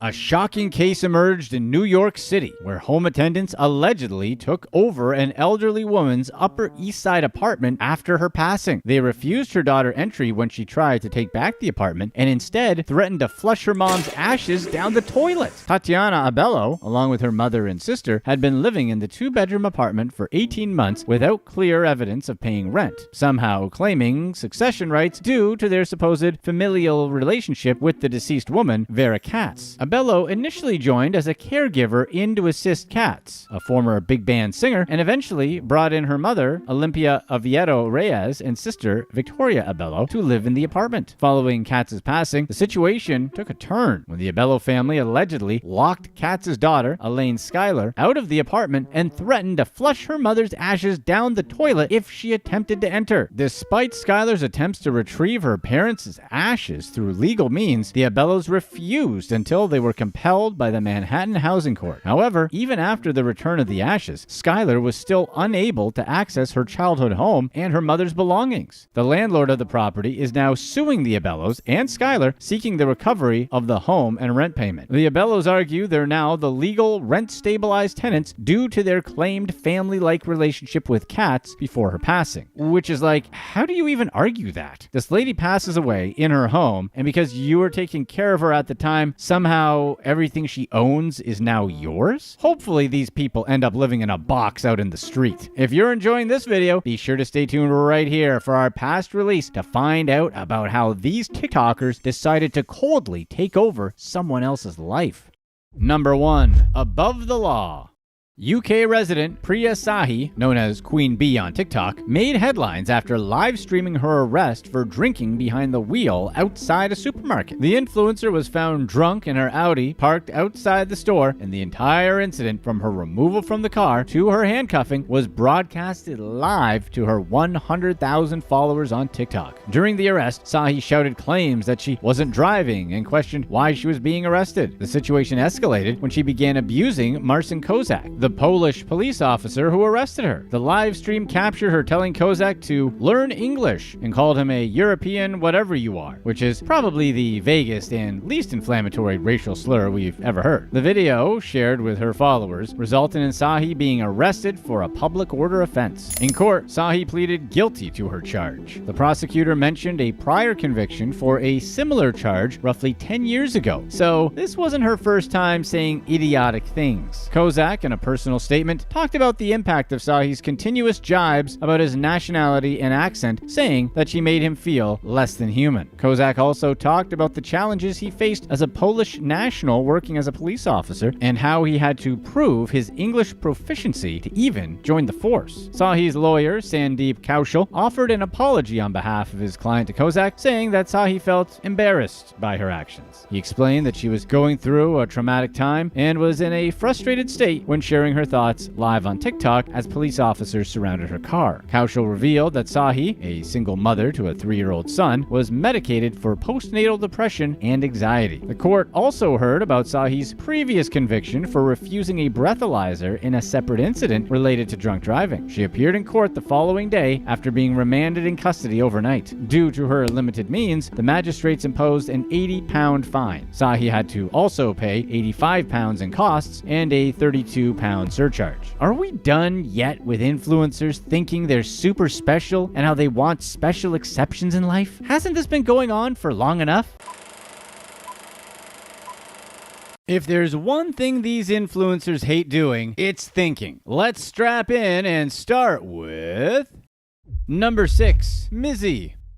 British TikToker Bakari Bronze Ogaro built his following with extreme pranks, which landed him in trouble with the law. Ogaro goes by Mizzy on social media, posting videos where he breaks into vehicles and homes, harasses people, and disrupts stores. Because we all know how funny that can be to break into someone's house. Kids these days. Mizzy soon realized that the more outrageous his actions were, the easier it was to build a following. People just love train wrecks. Back in our day, we just had Tom Green. Mizzy's other pranks included tampering with a train's controls and stealing, but returning an elderly woman's dog. These sound suspiciously less like pranks and more like him just being a jerk. He also posted himself breaking into Alton Towers, Britain's version of Six Flags. Ogaro's actions helped him amass a large following on social media, but his pranks grew more extreme. In other videos, he walked up to young people at night and demanded to know if they wanted to die. You get it, right? The people just think their lives are in danger. They're not actually actually in danger, so it's funny to laugh at them for being so stupid. Mizzy also walked into a stranger's home and filmed the exchange. The home had young children, and in a video that went viral, the parents repeatedly asked Ogaro to leave. And he's lucky that it didn't backfire. Really, all you parents out there, if some dude walks into your house where your kids are and refuses to leave, what's the likelihood he's not carried out by EMTs? In response to posting videos without the consent of those being recorded and harassing people to get views, Judge Charlotte Krangle issued a 2-year criminal behavior order. The order barred Ogaro from posting anything without the consent of those in the video. She also banned him from shopping at Westfield Stratford City, a popular London mall. A day later, Mizzy violated that order, prompting his arrest. Prosecutors claimed he violated the terms twice by posting other videos without people's consent and visiting Westfield Stratford City. Divisive television personality and journalist Piers Morgan interviewed Mizzy. During the shutdown, Ogaro stated that hate gets likes and views.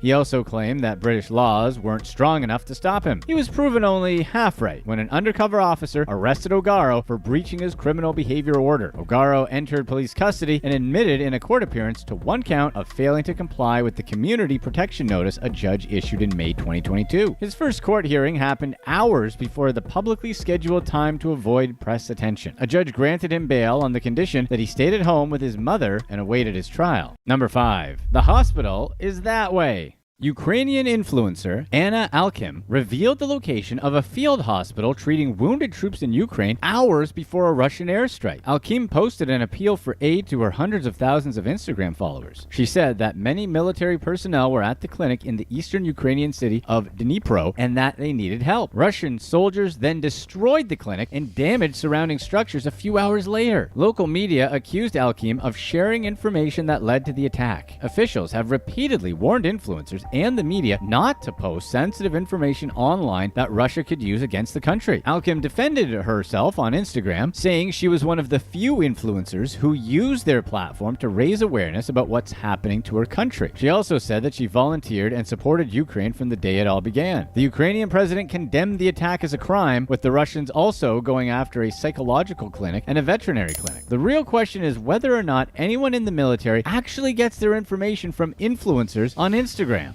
Number 4. Appreciate him now.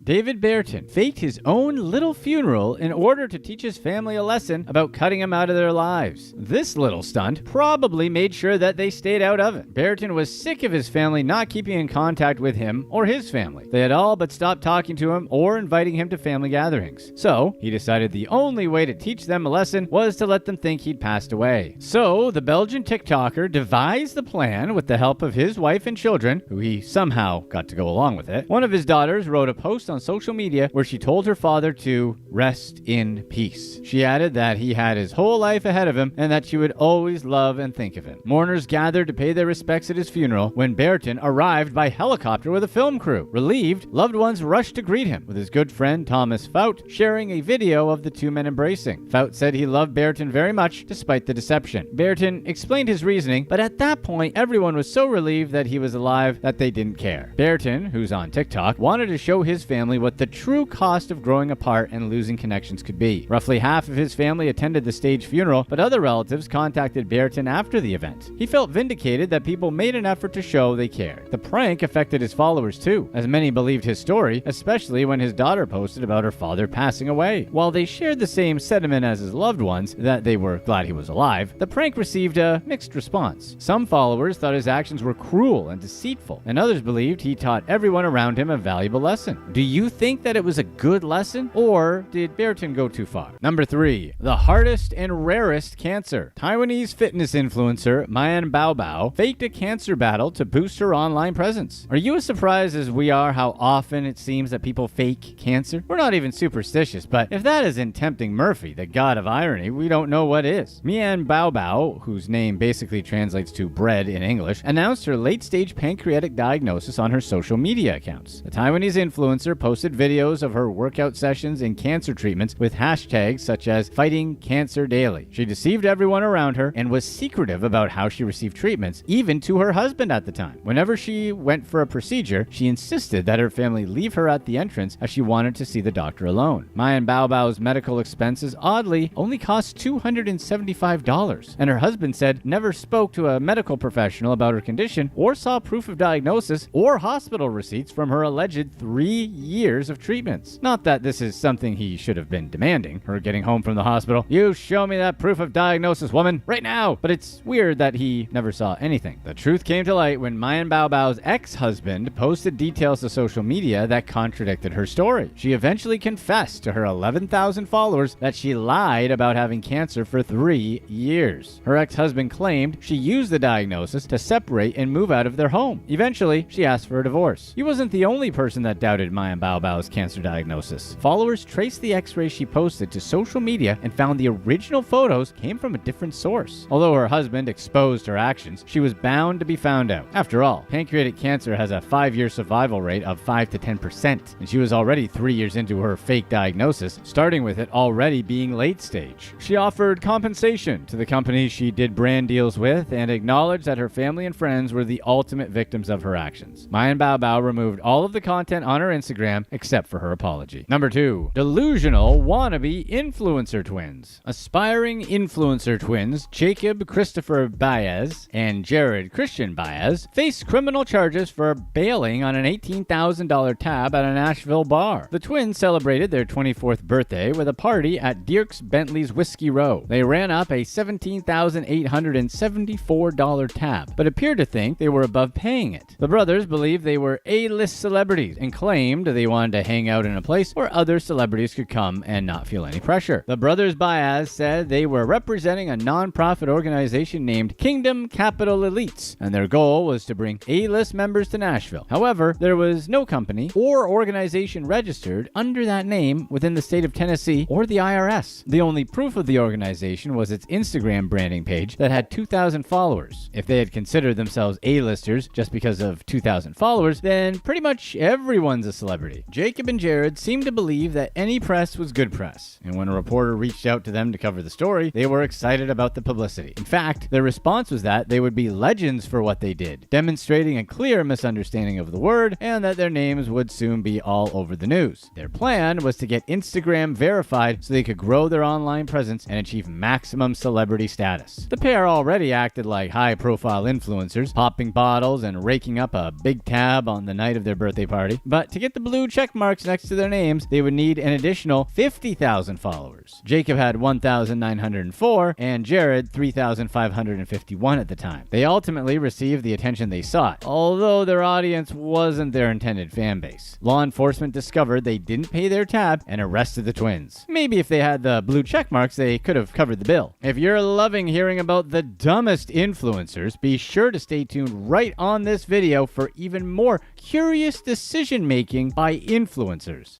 Number 1. Barely getting by. Stephen Bear tried to make the world think he led a wealthy and glamorous lifestyle, but the disgraced British reality TV star was living a lie. Bear rose to stardom in the UK when he joined the 2015 cast of X on the Beach. Over the next 5 years, he starred on various reality shows, including 3 seasons of MTV's The Challenge. His TV career deservedly ended when he shared a private video of himself being intimate with his girlfriend, Georgia Harrison, on OnlyFans and WhatsApp without her consent. Harrison was a fellow TV personality on several seasons of The Challenge with Bear. Bear arrived at his court proceedings dressed in an expensive suit, a fur coat, and a chauffeured Rolls Royce. Even with his legal troubles, according to his social media, he was living a lavish lifestyle. Bear posted about expensive vacations and shared pictures of designer clothing, Rolexes, and gold chains. Bear's Facebook account had pictures of expensive grills with the Ferrari logo. Bear also claims he owns several companies. His most recent one was Cuban Link Limited. You might think that someone so seemingly wealthy, would lease a luxurious office space, but he registered Cuban Link Limited's address to his parents' house. And Bear's official role with the clothing and footwear company is shopkeeper. And calling yourself shopkeeper makes us picture him working in some old-timey grocery store, wearing a brown apron, sweeping a wooden floor, talking about the good old days next to a barrel filled with pickles. Bear's position in other companies registered to his name were celebrity and roofer, like most celebrities. Bear also seemed to have a hard time not embarrassing himself. In 2021, he tried to legitimize his university, where he promised potential students he would help them make six figures annually. He did this by tweeting about his crypto fortune worth over $200,000. But his followers quickly pointed out that the screenshot he shared was a stock image used elsewhere. Starting a university was laughable anyway, since all of Bear's business ventures had failed. Even His and Hers Limited, the joint venture he started with his ex, Charlotte Crosby, ended with Crosby petitioning the court to dissolve the company. Bear couldn't repay the $1,343 he owed the company and an additional $38,000 to creditors. The court proceedings for his illicit video case revealed the truth about Bear's financial situation. The Rolls-Royce he arrived in was a pay-per-day rental, and his primary source of income was his doomed OnlyFans account, where he made $50,000. Bear could barely pay his mortgage and moved home with his parents. Only 273 viewers paid $9.99 to watch the video with Harrison, earning him roughly $2,500. He deactivated his account in December 2022. After the judge found Bear guilty, he received a 21-month prison sentence and was ordered to pay back the $2,500 he earned from the video. He was told he would have to sell his assets if he couldn't pay off the debt. Sounds like he can't coast on his celebrity roofer status anymore.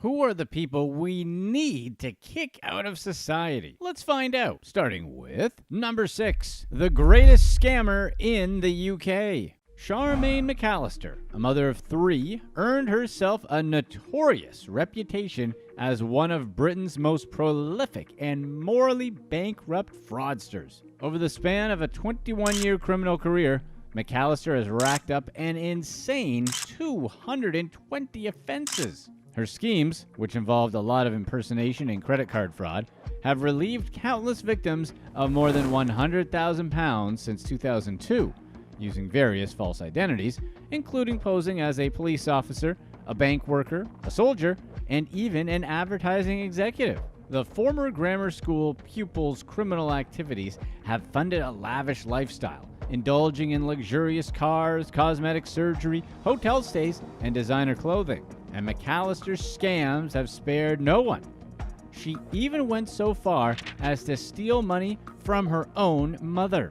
Her latest stint behind bars came after defrauding 3 car dealerships, getting her hands on vehicles using stolen credit cards, and then quickly selling them for cash.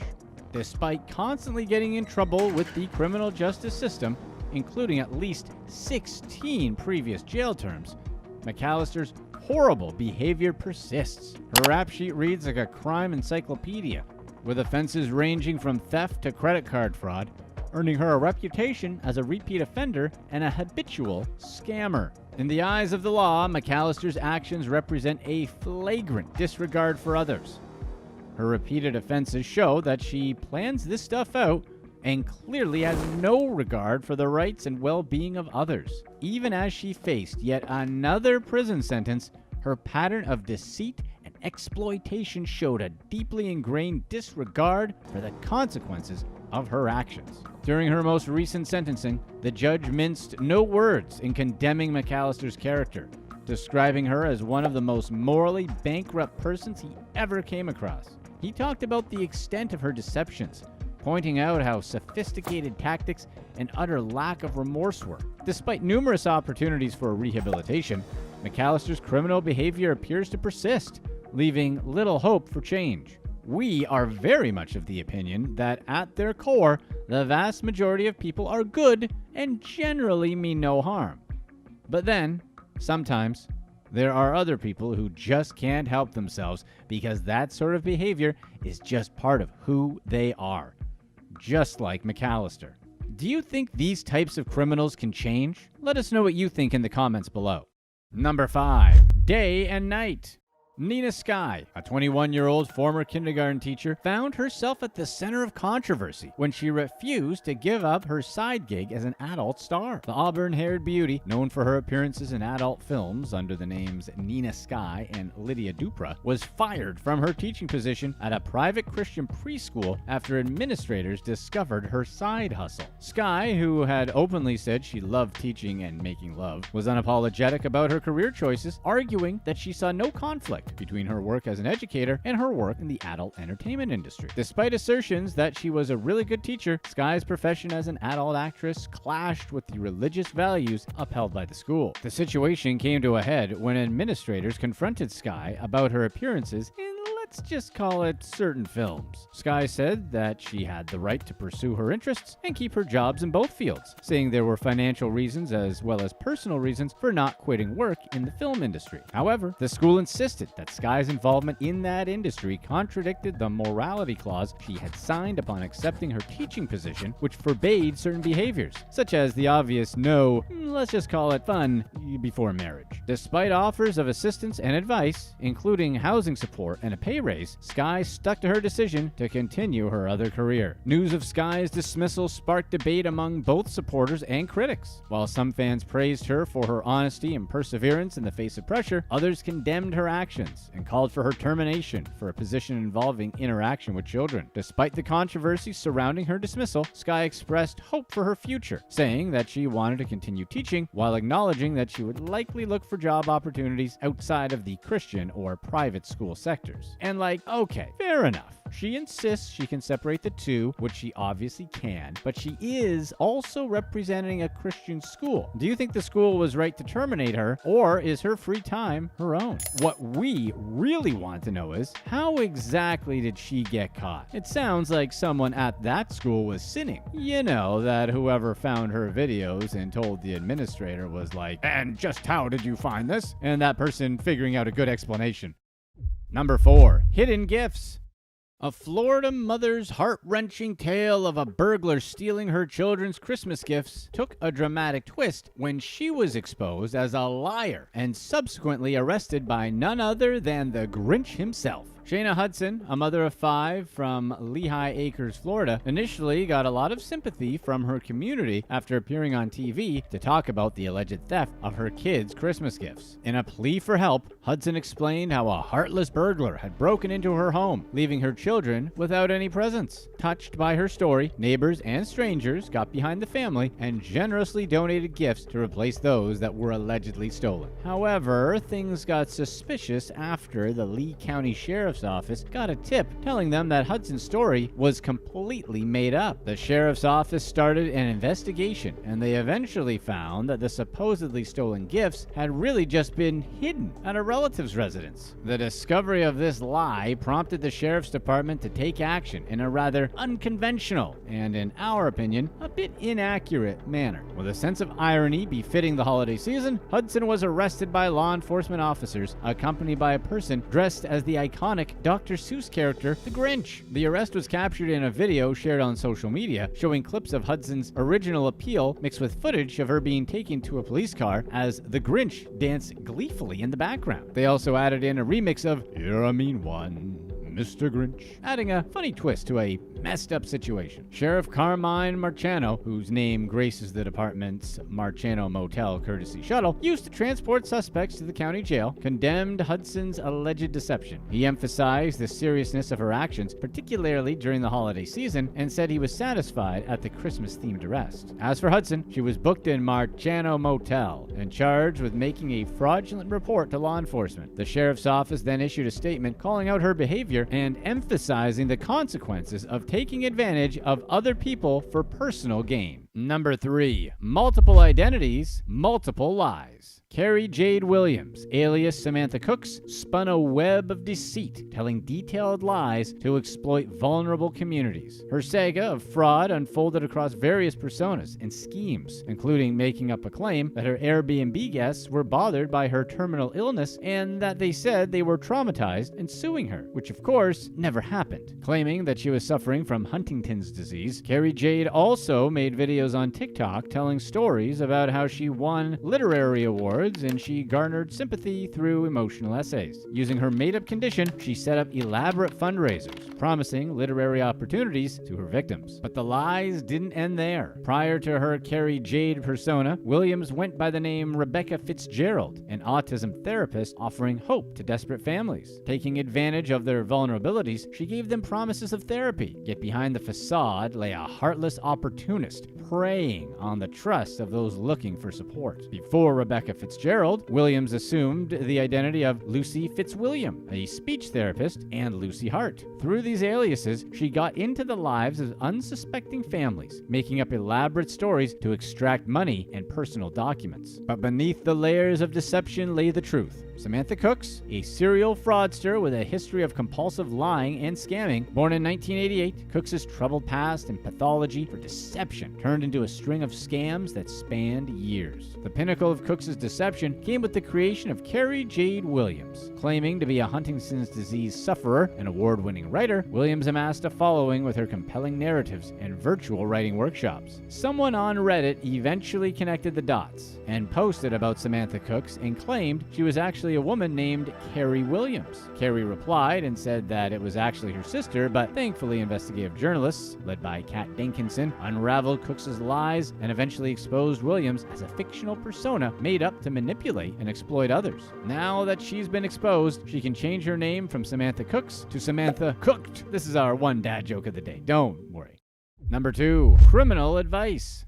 In a bid to save money during the festive season, an Australian woman named May, along with her partner Mason, shared a controversial life hack on their TikTok account at Saving for Boba. The couple's video, showing a thrifty method for getting a Christmas tree without spending a dime, quickly stirred up a storm of reactions online. In the viral clip, May is seen joyfully grabbing a Christmas tree and heading to the checkout, all while proudly declaring her intention to take advantage of the store's 30-day return policy. Her plan? To buy the tree, use it through December, and then return it before the policy expires, effectively obtaining a free Christmas tree for the holiday season. While some viewers found humor in the couple's unconventional approach, others were quick to call out May's actions as unethical and deceitful. Criticism poured in from various corners of the internet, with many expressing outrage at the notion of exploiting return policies for personal gain. One commenter went so far as to label May as a horrible person, while others questioned the morality of her actions and the impact on retail workers. Amid the backlash, some viewers pointed out potential flaws in May's plan, saying that returning the tree in its original condition might prove challenging, especially without the original packaging. Others highlighted the environmental implications of such wasteful overconsumption, emphasizing the need for more sustainable holiday practices. Despite the controversy, a few individuals came to May and Mason's defense, interpreting the video as lighthearted humor rather than a serious endorsement of criminal behavior. Some even praised May's ingenuity in finding a creative solution to high costs associated with the holiday season. But really though, how dumb is it to show people how to run a crime on TikTok just for likes? If you're enjoying this video, be sure to stay tuned right here for our past release to find out the problems of spoiled rich kids.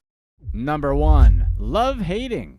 Amanda Drago, also known as Melina Mason, took to Instagram to commemorate the 1-year anniversary of the passing away of Brad, her former sugar daddy. But her tribute wasn't typical. She described their relationship as toxic, and she shared her bad memories of her sugar daddy after his passing. Amanda's Instagram post shed light on a relationship filled with contradictions. Despite showering her with lavish gifts such as designer shoes, a Birkin bag, and even a racehorse, Brad was described as a really bad guy. Amanda recounted instances of all the different types of troubles he caused and that she had to put up with, such as the emotional turmoil he would put her through. She also claimed he had terrible hygiene and subjected her to uncomfortable situations, ones that you can imagine without us explicitly stating. Their relationship, which lasted over 5 years, began after a chance encounter when Brad requested a different girl from an escort agency, but Amanda was sent instead. Brad immediately liked her and wanted to start a sugar daddy type relationship. And despite her initial reluctance,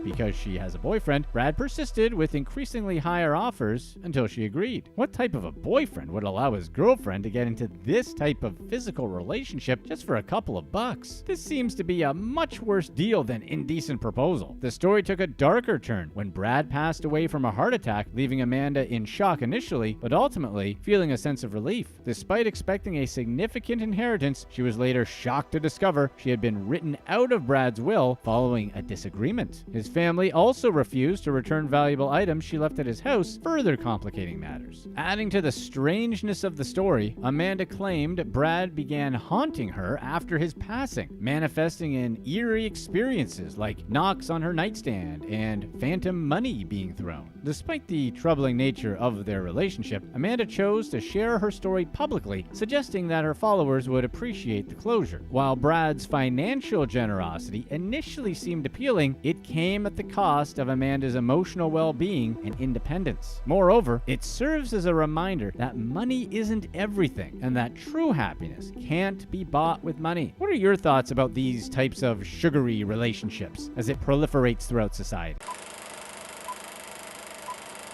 Who are the people we'd love to kick out of society? Let's find out, starting with number 6, The Sting. For the Rolex Ripper gangs terrorizing the streets of London, the clock is ticking. These sneaky thieves have been targeting people wearing their luxury watches, snatching them right off their wrists.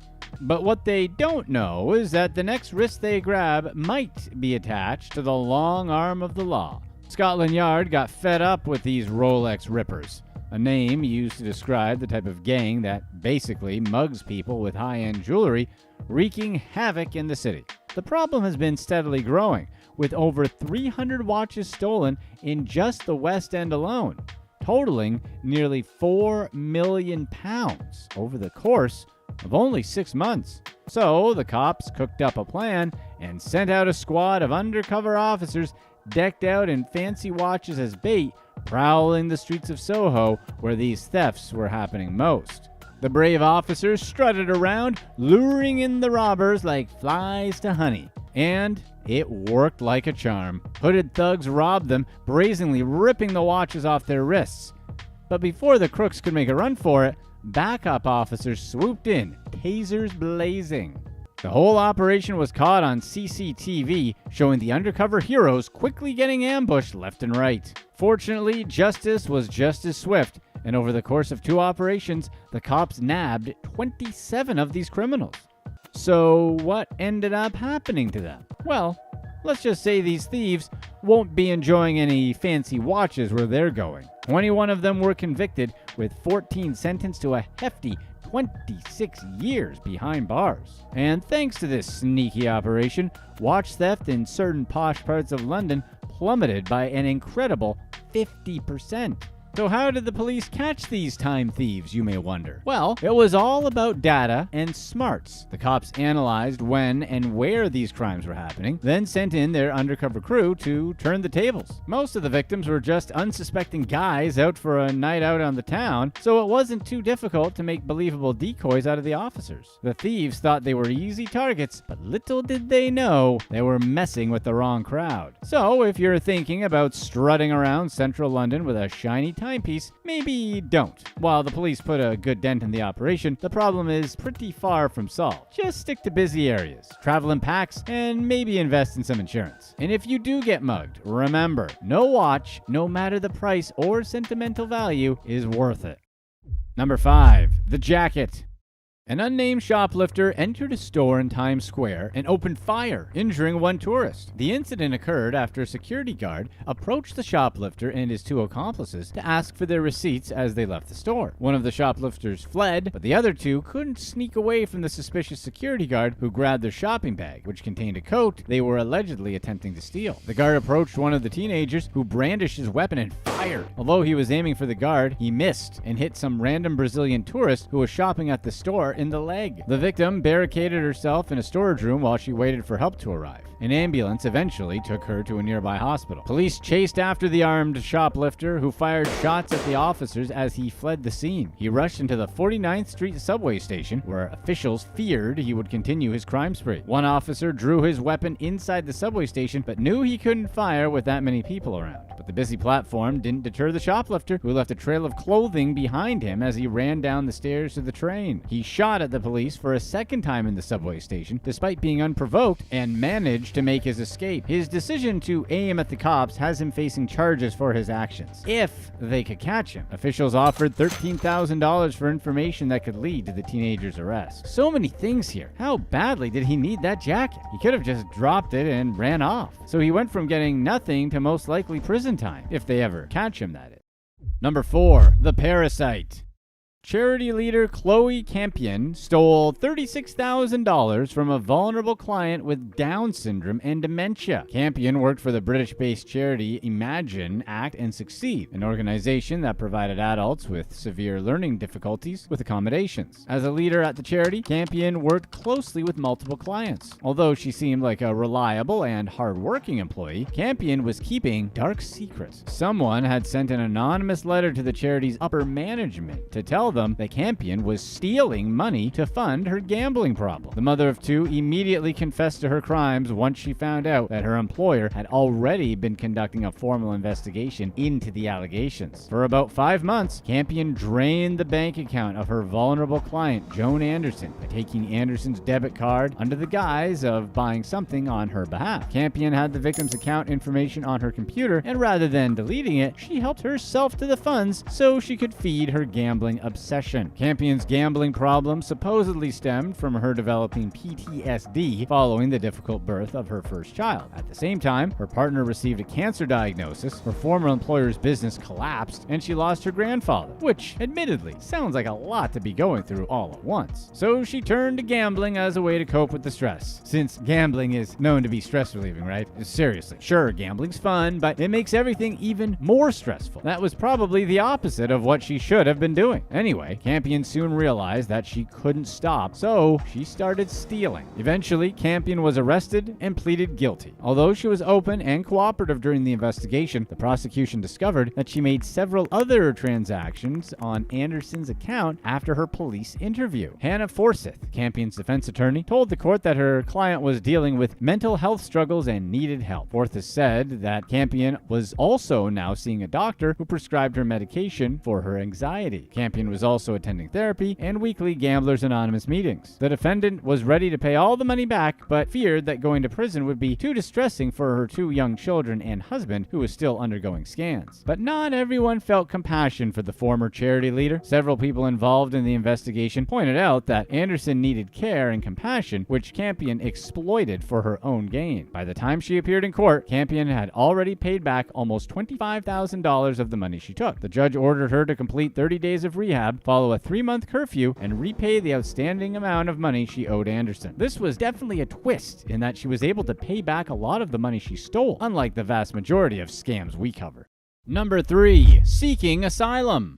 Saheed Aziz, an asylum seeker from Nigeria, falsely claimed refugee status in the UK by alleging persecution from Boko Haram because of his, let's call it, preferences for other men. Boko Haram, for those unaware, is a religious extremist group based out of Nigeria that has become known for its, we'll just call it, unconventional tactics. However, Aziz went on to father 3 children with 3 different women in Britain and orchestrated a £220,000 Facebook and eBay parcel fraud scheme. Aziz collaborated with Nigerian fraudsters to persuade victims into sending high-value goods to various addresses under false pretenses. He then intercepted those items and sold them in his brother's electronics shop, making roughly £220,000 over 14 months, stealing items from about 270 victims. Police caught up to Aziz while he was dropping off his son at school. Aziz panicked and hid a bunch of incriminating smartphones in the child's bag right before he was nabbed. The devices contained evidence of Aziz's involvement in the fraudulent activities, including videos showing stolen items to buyers on the black market. Pleading guilty to charges of conspiracy to commit fraud and possession of criminal property, Aziz faces sentencing with a potential prison term of up to 6 years. Additionally, 9 other people implicated in the scam await sentencing, while others involved haven't been caught yet. For his part, Aziz says that he was the real victim here, since he was persecuted for his, what we'll call, partner preferences back in Nigeria. Number 2, the squatter.